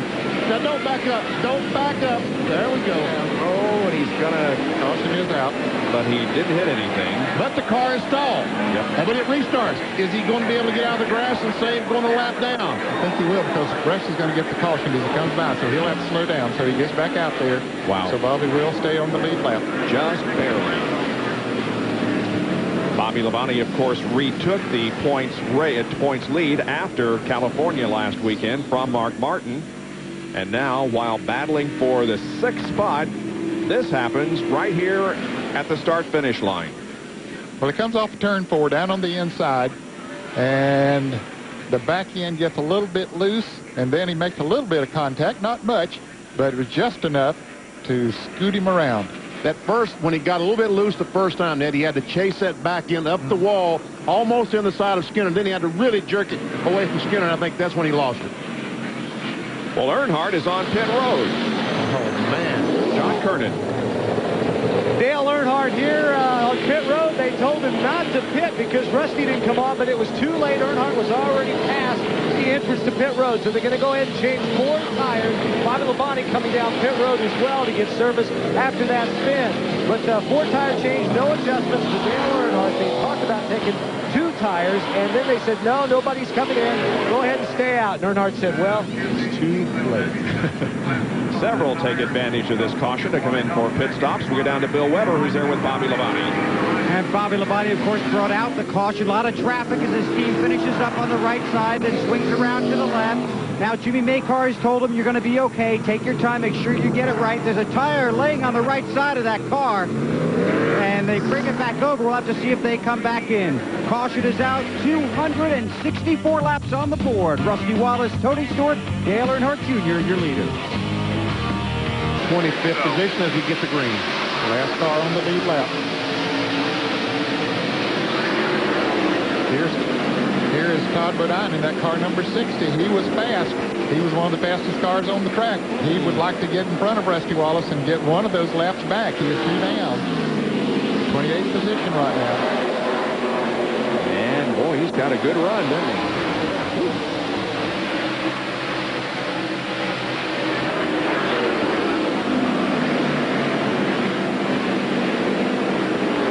That car gets a bite coming off the low side of the racetrack.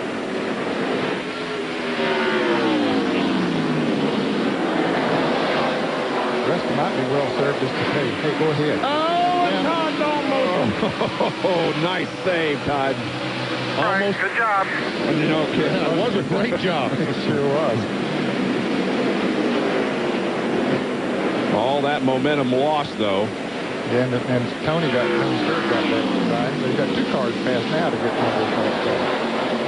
I think when he does that you get that right rear really warm, and it takes a few laps. Ray Evernham was telling me in California, when you do that, you get the right rear really warm. It takes a few laps to get back to its normal temperature and start getting the grip it did beforehand.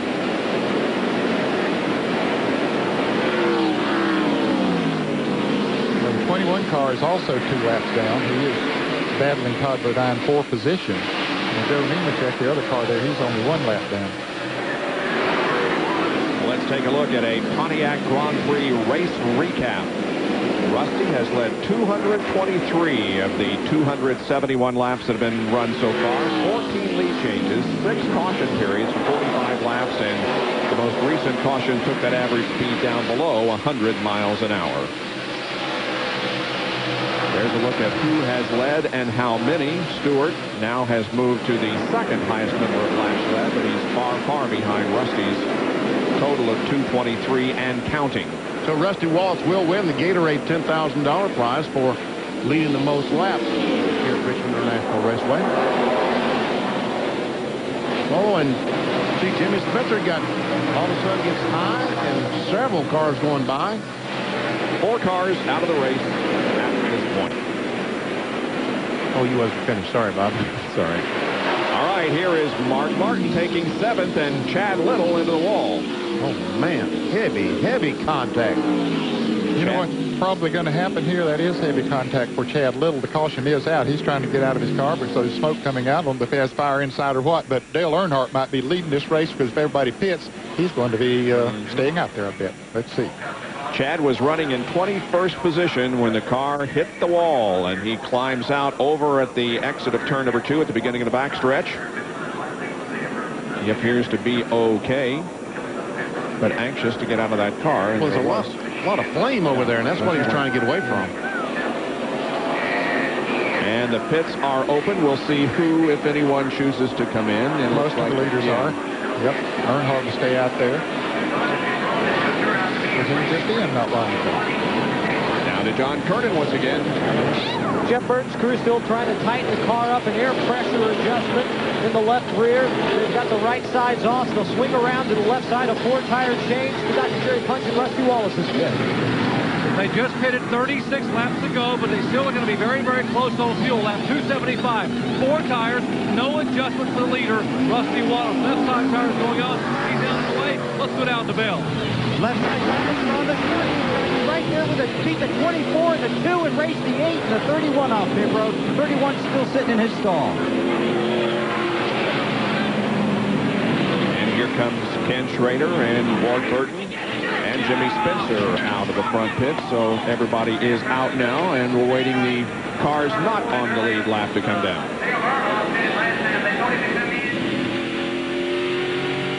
And as they cross the line, you are going to be right, Ned. The leader is going to be Dale Earnhardt. And Bill Elliott did not stop, so he is going to be in 2nd place. 3rd, Matt Kenseth. 4th, John Andretti.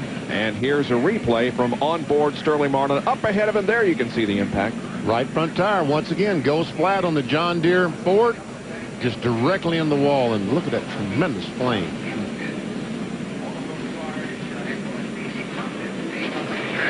All this coming at the 276 lap mark. So Dale Earnhardt leads the Pontiac Excitement 400. Pemberton and the crew have complained that NASCAR has spoken to Steve Park and his crew. Well, here's the situation.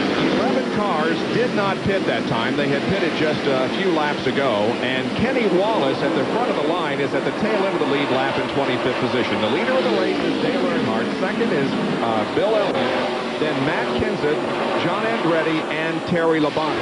Now, off pit road, Tony Stewart won that. He's back in 12th position. And Dale Earnhardt Jr. also back there. Rusty Wallace is in 15th. We're going to see a lot of racing here for the next little while. Now, they had Earnhardt and that group that had pitted on that previous caution had run only about 7 laps under green flag conditions.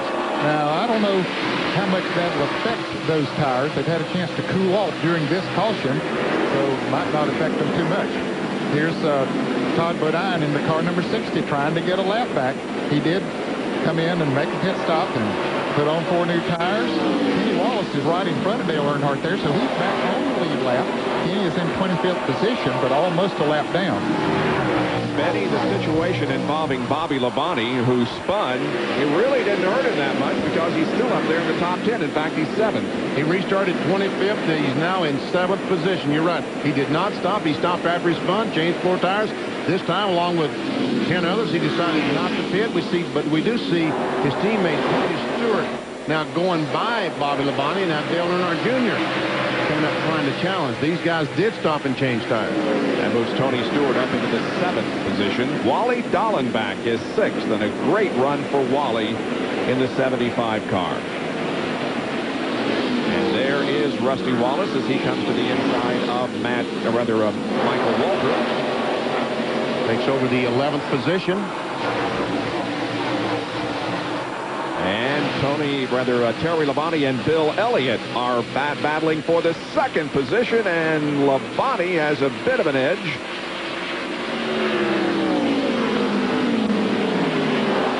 Terry Labonte has made several pit stops during the caution period and made a lot of adjustments on that Kellogg Chevrolet, so maybe they got it right now. Furthest anyone has ever come from deep into field to start the race to win is Terry Labonte. That happened back in '95. He started 24th and came to victory in a big scramble off the corner. Robbie Gordon, 13 car, the Burger King car, gets in the wall coming off turn 2, and all those cars were trying to dodge. Caution out. Caution is out. No, it's not a caution. Did he say no caution out? Or? Yeah. Yeah, I think that. Battle for the lead. Labonte has gotten by Bill Elliott. Terry Labonte, the Kellogg's car, drives on the inside of Earnhardt, trying to take the lead. And you see Todd Bodine, the Power Team car, has driven away from this group. He can catch a caution now. They get one of those laps back and then do that all over again. He could have a shot at this thing. And Terry Labonte goes into the lead. And that's the 2nd time in the year 2000 he has been out in front. He also led 3 laps at Texas.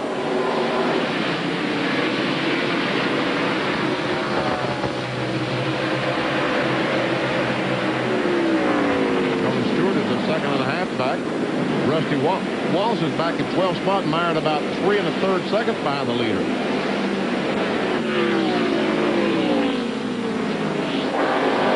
Terry is in his 43rd straight race here at Richmond. Wow. 3-time winner, most recently in 1998.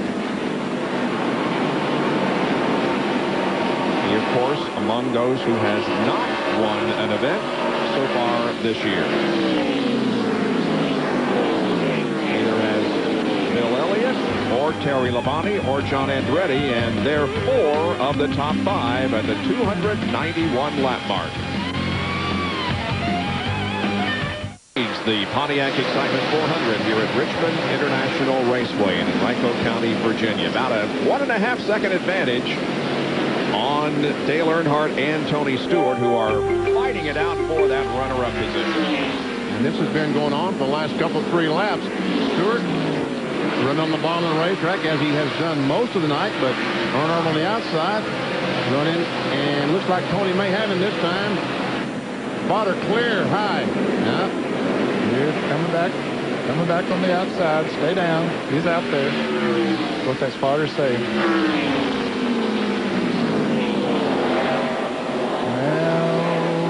Well, he does have him. Didn't pull out there. Now he's got it.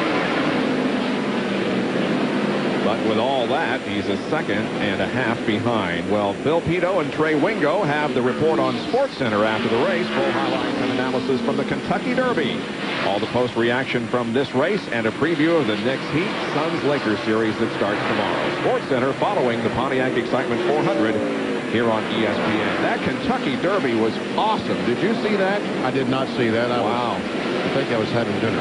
One of the few times the favorite won here in a while. As a matter of fact, since 1979, went through all the 80s and all the 90s without the favorite winning. In the first Kentucky Derby of the new millennium, we see the favorite Fuchiashi Pegasus winning the Kentucky Derby. I'm impressed. I am those big words. Thank you. Why would they name it that? I'm sure there's a good reason. Well, Dale Jarrett and Jeff Burton are racing back here for the 13th position. And Mike Skinner right there, and they touch a little bit. We see some smoke out of Mike. I think that he has knocked the fender in on the left front tire. I think that's where it's coming from on Skinner's car. Looks like his tree is definitely pushed in. His left front fender is. Well, he's got that brake really glowing. It isn't rubbing too bad. There we see it down the backstretch. We see some little smoke from it, but it isn't too bad. Now Mark Martin comes up to challenge Rusty Wallace for the 11th position. Rusty has not made the move toward the front that we thought he might. Well, they made an adjustment this last time because Tony Stewart was out running. They made the chassis adjustment, and the car maybe didn't like or doesn't like that chassis adjustment they made. There, Jeff Burton joins in there to make it a trio. Martin is driving the same car he won with at Martinsville earlier this year. It's also the same car he finished second with here last year in this race after starting 12th. Bob, in defense of Dale Jarrett, I mentioned that it cost they spent 23.5 seconds in the pits the time before this. Evidently, they either put a rubber in or took a rubber out of the right rear because the car is running about 0.3 of a second a lap faster now than he was before then. So I guess it's a major adjustment that they made, not just the fact it took them that long to change tires. And maybe worth the while in the pits if the car has a little bit better. Here comes Jarrett. And that was you saw Rusty Wallace's car wiggle off turn 2. That might be the first time all night we've seen that Miller Lite car get out of control just the least bit. DJ's car now will slip a little bit there coming off of that corner, but I've been noticing he's able to run down the bottom of the racetrack where before he was not able to. And boy, is that an advantage. Tony Stewart just 3/4 of a second behind Terry Labonte. Right now, Tony Stewart's getting the advantage of Kenny Wallace up there in front of Terry Labonte, trying to stay in the lead lap. Wallace did get was able to stay in front of the leader at the last restart and still is on the lead lap in the 25th position. But it's Terry Labonte leading Tony Stewart by about 3/4 of a second. Pontiac Excitement 400. Tony Stewart has gone on into the lead for the second time tonight. Stewart. And now we have a crash as Mike Skinner is in the fence.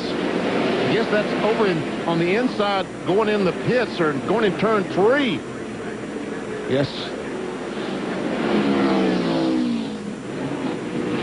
Well, it's the caution that the 55 car of Kenny Wallace needed. That puts him back on the lead lap, and he'll be at the tail end now. And Todd Bodine had already run away from him by almost 7 seconds, so that got that lap back. He's still one down. A lot of damage to Mike Skinner's low Chevrolet.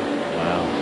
Skinner led 10 laps on 2 different occasions, and so here on lap 317, his car is badly damaged. Here it is in the backstretch.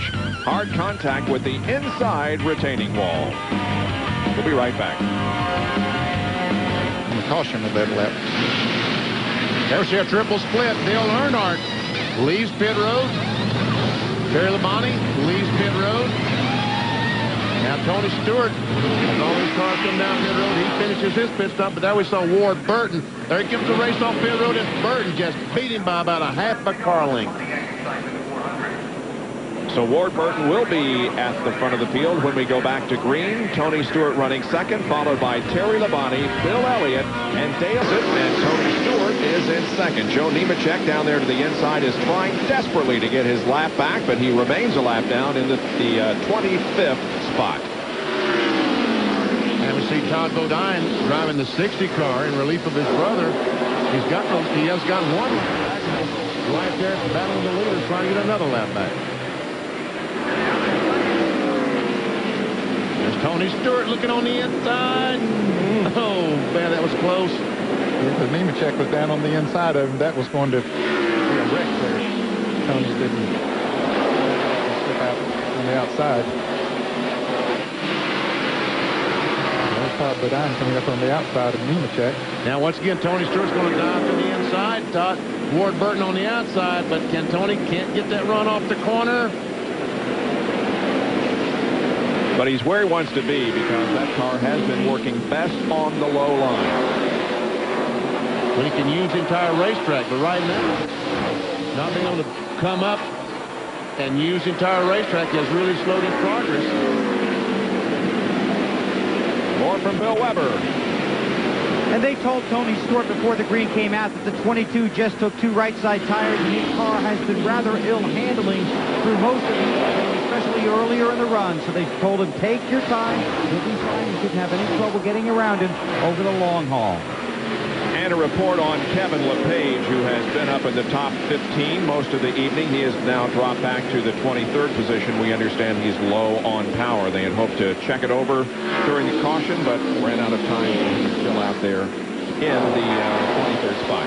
And look at Todd Bodine is about to get that lap back. He's down on the inside of Tony Stewart as we watch this battle between Dale Earnhardt and Ricky Rudd. But there's that 60 car passing the leader. You're clear, man. Way to go.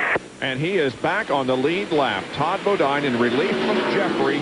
2 laps down, but now he's right back on the lead lap. And that's how he lost the 2 laps, was in the driver change. In fact, he was almost 3 laps down. Rusty Wallace was only a half a dozen car lengths behind him when he came out of the pits. He drove away. Rusty was leading the race at that time, and he just drove away from Rusty. And I suspect he'll drive away from Tony Stewart. It looks like he's going to. Races for 6th here between Rudd and Earnhardt. There's Jeff Gordon in the 24 car right behind them.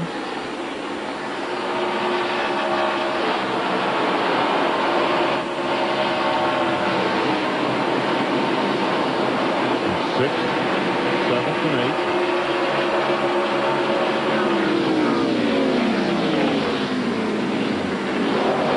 Ricky Rudd decided to go up and follow Dale Earnhardt, so Jeff Gordon's drive to the inside.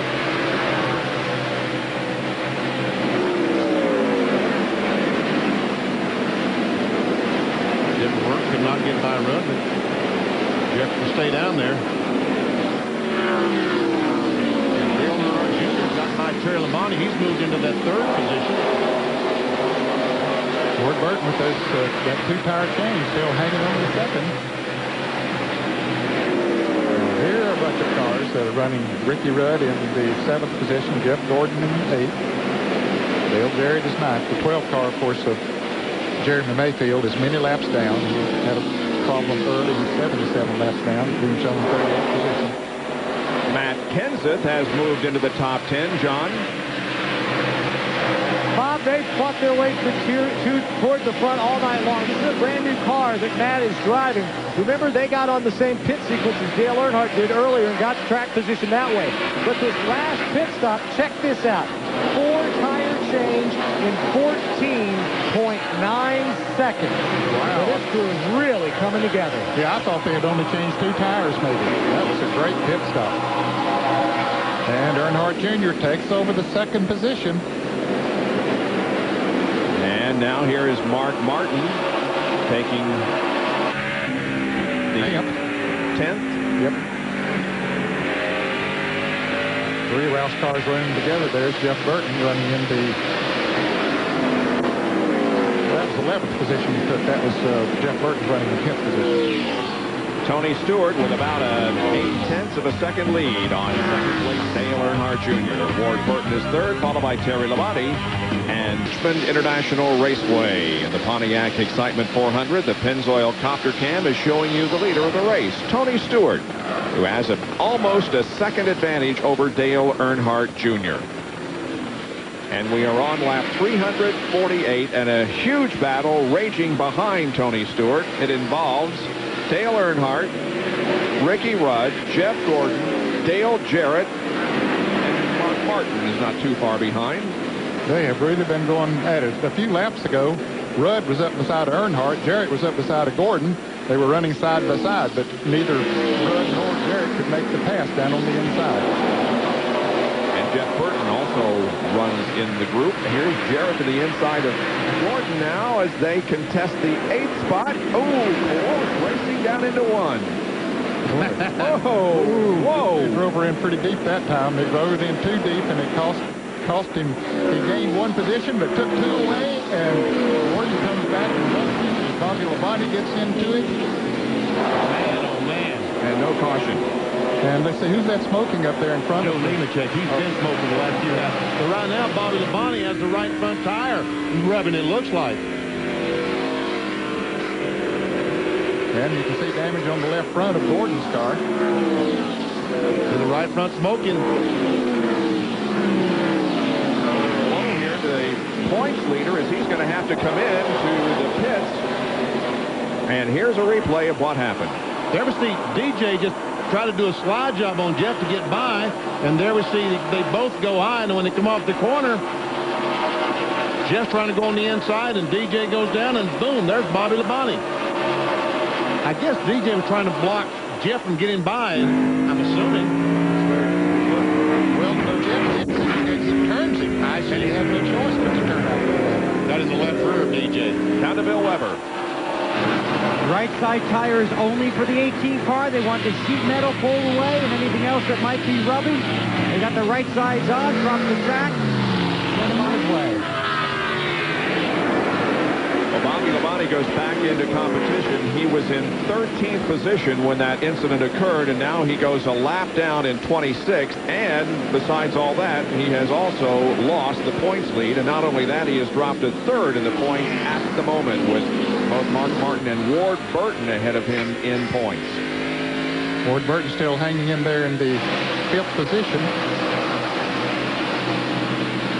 But Bobby Labonte's teammate, Tony Stewart, continues to pull away from Dale Earnhardt Jr. The interval now has increased to 1.5 seconds. I'm assuming that Bobby Labonte is going to get a black flag. Let's see. He is, and he's coming down to heed the black flag. What happened when they made the changes? They knocked the fender out. They didn't take the tires back across. Yep. The right side tires they took off were sitting on pit road. They did not take them back across. That's what the black flag is about. And regardless of whether there is anyone else on pit road or not, the penalty is still assessed.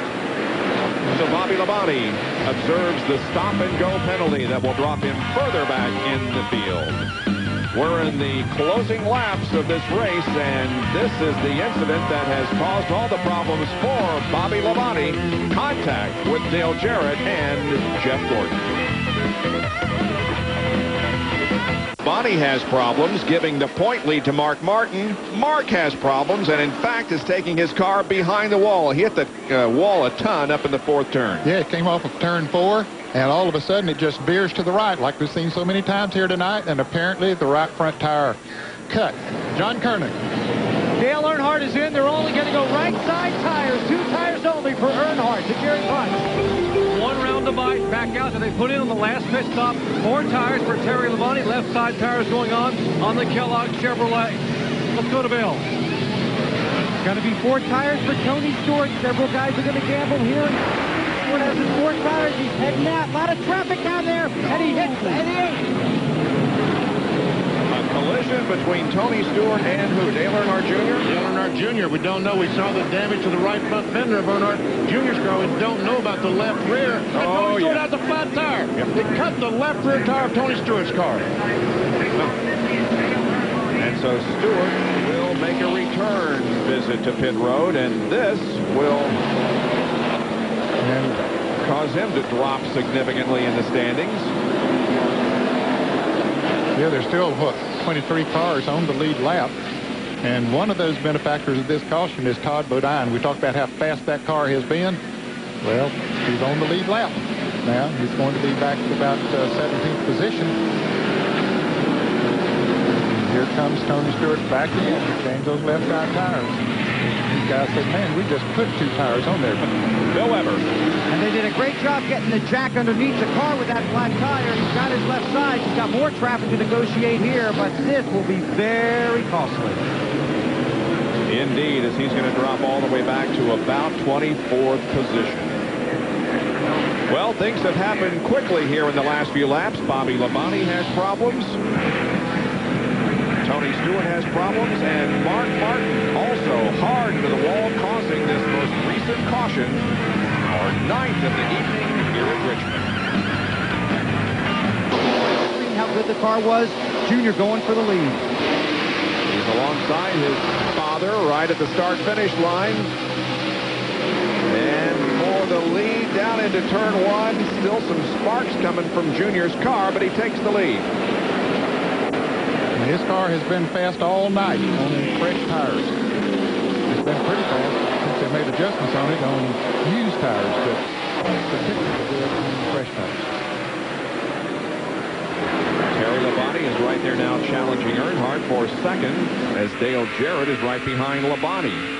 Now remember, Dale Earnhardt Sr. only got 2 tires on that pit stop, and I'm afraid he's going to pay the price for that. Terry Labonte is trying to get in the second spot.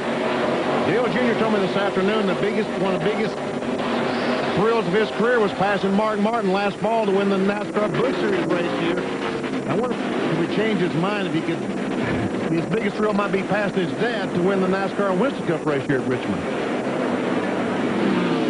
And John Kernan is with Mark Martin, who's behind the wall. Mark's been checked out in the infield care center. Mark, you all right? Right front tire blew out. We've been taking it easy all night, trying to take it easy. But it was time to go. I had my foot on the gas. She didn't hold up, so disappointment. We had I think, a really good car, but we didn't get to quite use it tonight. Mark Martin can still smile after that. A very, very tough weekend for him. Yesterday, his nephew, Christian Levendahl, was killed in a car crash near Charlotte, North Carolina. So another tough weekend for Mark Martin. Levendahl was the crew chief on the P.J. Jones car in the NASCAR Busch Series. Meanwhile, they're 3 abreast off the corner, and Rusty Wallace, Ward Burton, and Earnhardt, and Rusty gets in front of all these guys and takes over the 5th spot. Suddenly, Rusty Wallace reemerges as a contender.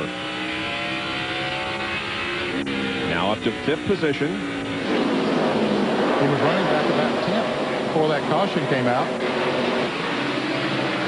Now look at the points right now. Bobby Labonte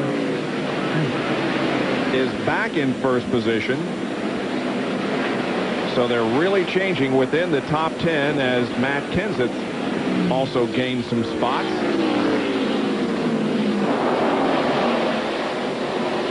And this race has 25 laps to go. Ward Burton just able to get by Dale Earnhardt. Now Jeff Burton up there trying to get by the 40 car of Sterling Marlin, several laps down. In fact, he's 11 laps down. He had some major problems there for a while.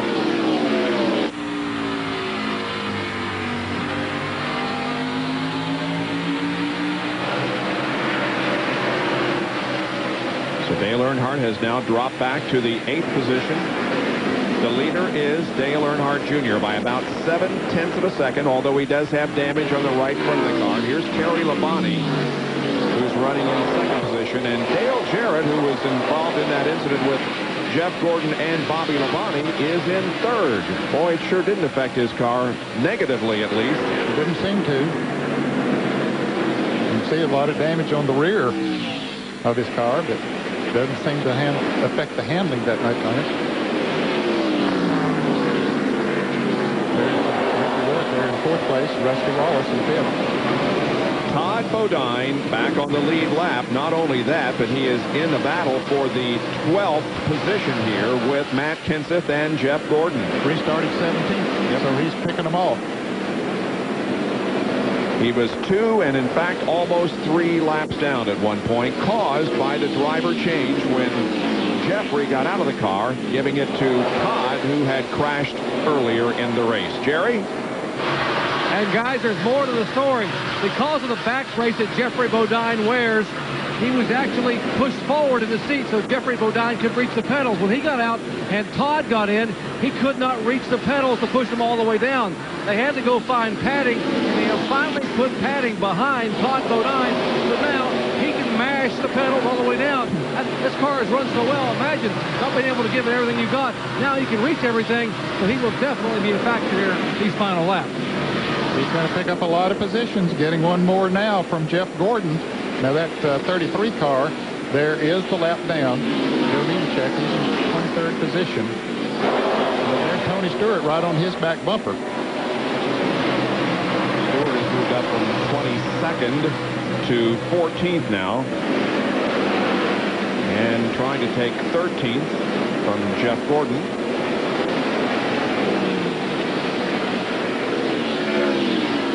But the laps are winding down.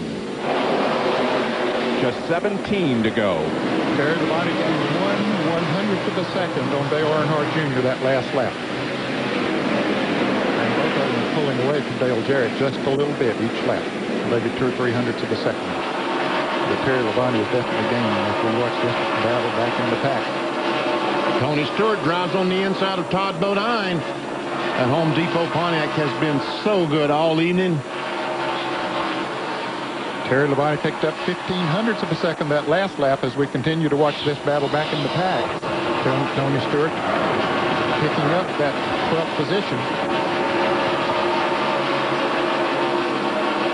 Dale Earnhardt Jr.'s only top 5 this year was his win at Texas. Terry Labonte's only top 5 this year was on the other short track at Bristol. He lost 0.02 of a second that last lap. It's 0.48 of a second.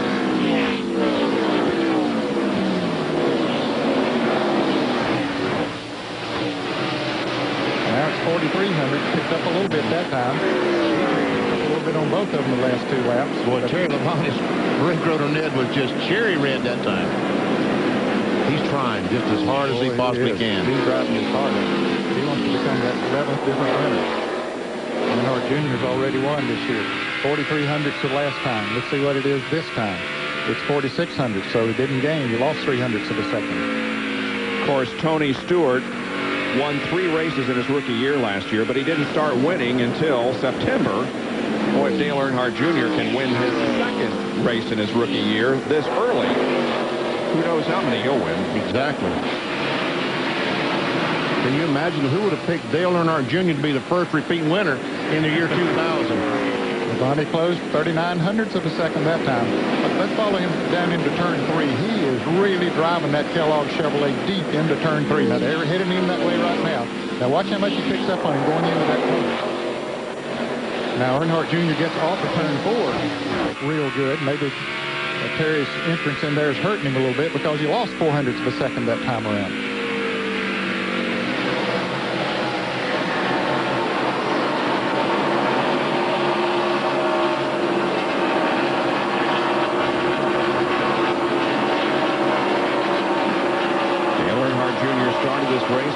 Position. Terry Labonte started in 30th, the lowest start of a Richmond winner, whether it be in the spring or the fall, was in the 1971 race where Richard Petty started 28th and went on to victory. And the interval staying right about that half second as there are now coming up on 9 laps to go. Dale Earnhardt Jr.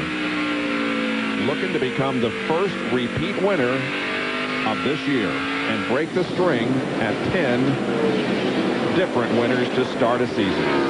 Right now, Terry Labonte, I think, is going to have to be concerned about being defensive rather than offensive because Dale Jarrett is gaining on him. He is, Benny. Terry stayed the same distance behind Earnhardt Earnhardt, but DJ was 1.35 seconds behind Earnhardt. Now he's 1.05, so he's gaining on both of them. I don't think he has time to catch Earnhardt. I think Terry, when he drove that car into those turns so hard, I think that he heated his tires up, and that's costing him a little bit of speed right now. It's still 52 hundredths of a second. DJ takes down to 99 hundredths of a second on the leader. DJ's taking the low road. These other guys are running high. And it's basically a battle among those three drivers, because back in fourth position is Ricky Rudd, but he is more than 3.5 seconds behind Dale Earnhardt Jr. with 6 laps to go. Yeah. Look at Tony Stewart already up to 9th position. That left rear tire went flat. Had to start at the rear. And Todd Bodine in 13th. DJ's got that low line working for him, and it is working for him. But when he gets another car beside him, that will slow him down. 5 laps to go. Got it down to 3,500, so he gained some there this last couple of laps. Cooled the tires maybe, and has got one last shot at Dale Earnhardt Jr., and he is indeed closing in on him. He reduces the interval to about a car length and a half. Yeah, he has really moved up. Interval is 28 hundredths. He shaved 7 hundredths of a second off that lap. 4 laps to go. Down the backstretch they race. Labonte is close enough to perhaps make a move here.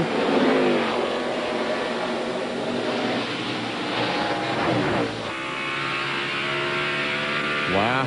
Down to 3 to go. Man, oh man. This is what racing's all about in NASCAR.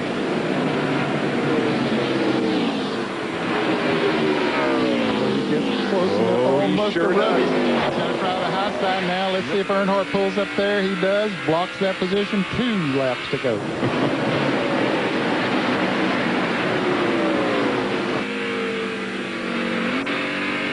DJ's still running that low line down there. Yep. After he started doing that, he's gained almost a second over Earnhardt Jr., but he started a little bit late. Well, they're looking at the white flag, ladies and gentlemen. One more lap around the 3/4-mile Richmond International Raceway. Will it be Earnhardt Jr., Terry Labonte, or Dale Jarrett in the Pontiac Excitement 400? Labonte looks to the inside of Earnhardt, coming off corner number 2, but they run single file down the backstretch. Labonte's going to have to make the move. He looks inside in turns 3 and 4, and he's not going to be able to do it at Richmond International Raceway. Dale Earnhardt Jr. wins his second NASCAR Winston Cup race. And side-by-side battles here all over the place. That's the battle for 10th that's taken by Dale Earnhardt. Steve Park is going to finish 11th, and Ken Schrader 12th.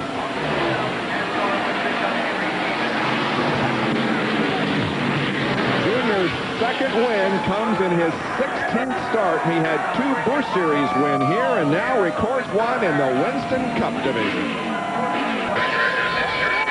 Until tonight, he had never led on a Winston Cup short track. Not only did he lead, but he won. Dale Earnhardt Jr. wins the Pontiac Excitement 400. Here's the McDonald's Winner's Circle interviewing Dr. Jerry Punch. And he makes the plunge as they are showering him with a combination of Gatorade and Budweiser down here in Victory Lane. And from Wall Street on Thursday to Victory Lane here on Saturday night, I bet he told them, he said, hey, you guys look at this Earnhardt stock. It's going to go up big time this weekend. Let's get him back over here. Dale Earnhardt Jr., congratulations on an outstanding effort tonight. 2 wins in just 11 races of your rookie year. Yeah, I tell you what, we didn't have the car to win that race, and I feel bad about what happened on pit road with Tony. I feel real bad about that, but he didn't give me a whole lot of room. And hey, he cut his tire down, but we just got to run hard as we could. And as you can see, we weren't the fastest, but we just held on to it. I'll let you catch your breath. The restart with a little over 30 laps to go. You had to pass that. That had to be a dream come true. You talked about a couple of years ago about passing Mark Martin for the win here in the Busch event. How about passing your dad and moving on to take the victory? Yeah, I was looking forward to this race because we ran so well here in the past, and it was fun to win here. we've done so good in front of all these people. It's good to run here. Run good here in Winston Cup. I want to thank my rider, Rims, and all the sponsors. You didn't hurt yourself diving off on the crew members a moment ago. You just grabbed your ribs. You were fine all night, but you're okay. This event, what does it mean to you to be able to have this much success this early in your rookie year? I don't know, man. I'm about to pass out. I'm wore out. Go as hard as I can drive. All right, he is absolutely exhausted as we'll watch him go around and begin the celebrations. Earnhardt Jr., 25 years of age, the first repeat winner in the year 2000. Bob? And the third driver to win 2 races in his rookie year. Tony Stewart won 3, and Davey Allison also won 2 in his rookie year. Earnhardt wins at Richmond. Strong second tonight. Terry, you guys made a lot of adjustments on the car and finally got it about where you wanted it at the end, didn't you? Well, we did. We were real tight early in the race there, and we kept working on it the whole race there, and everybody did a good job. Gary and all the guys worked hard, trying to get the thing dialed in for us. And about the last 100 so left, we were pretty good. And came up a little bit short, but it's still a great run for us. I'm happy with the second place. Richmond's a great track for us, and, we came up here, hoping we could have a good run, and we sure did. I just wonder if it had been that other Earnhardt in front of Terry, what might have happened tonight. If we might have seen some fireworks. I don't know. We'll never know. Let's go to Bill Weber.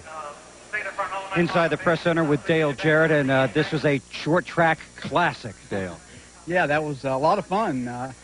We didn't get our car adjusted very good at the beginning for about the first 220 or 30 laps, and we kept making a lot of adjustments, just none of them were making a change to the problem. And finally got a spring rubber in the right rear, and that set the car to sell, and then I could get a little bit aggressive and have a little bit of fun like the rest of them were. And you had a few thrilling moments out there as well that you hadn't planned on. Oh, certainly. It was tough to pass, and I had a good car, and a couple of times got myself in a position it was kind of hard to get out of, but that's just racing and part of it. So we came out of it okay, and how about Dale Jr.? Who would ever thought he'd been the first 2-time winner of the circuit, but does a great job. A lot of talent, and they do a good job, and Terry did a great job tonight. And, we had a good race there. I thought we might come across there 3 wide. Dale Jarrett comes home third, back upstairs.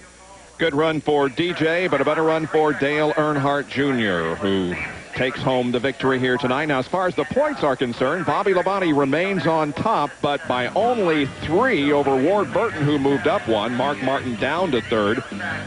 Jeff Burton, Dale Earnhardt, and Dale Jarrett still to stay the same. Rusty Wallace up 1, so is Rudd. Gordon down 2, and Terry Labonte moves up 2 to 10th in the points.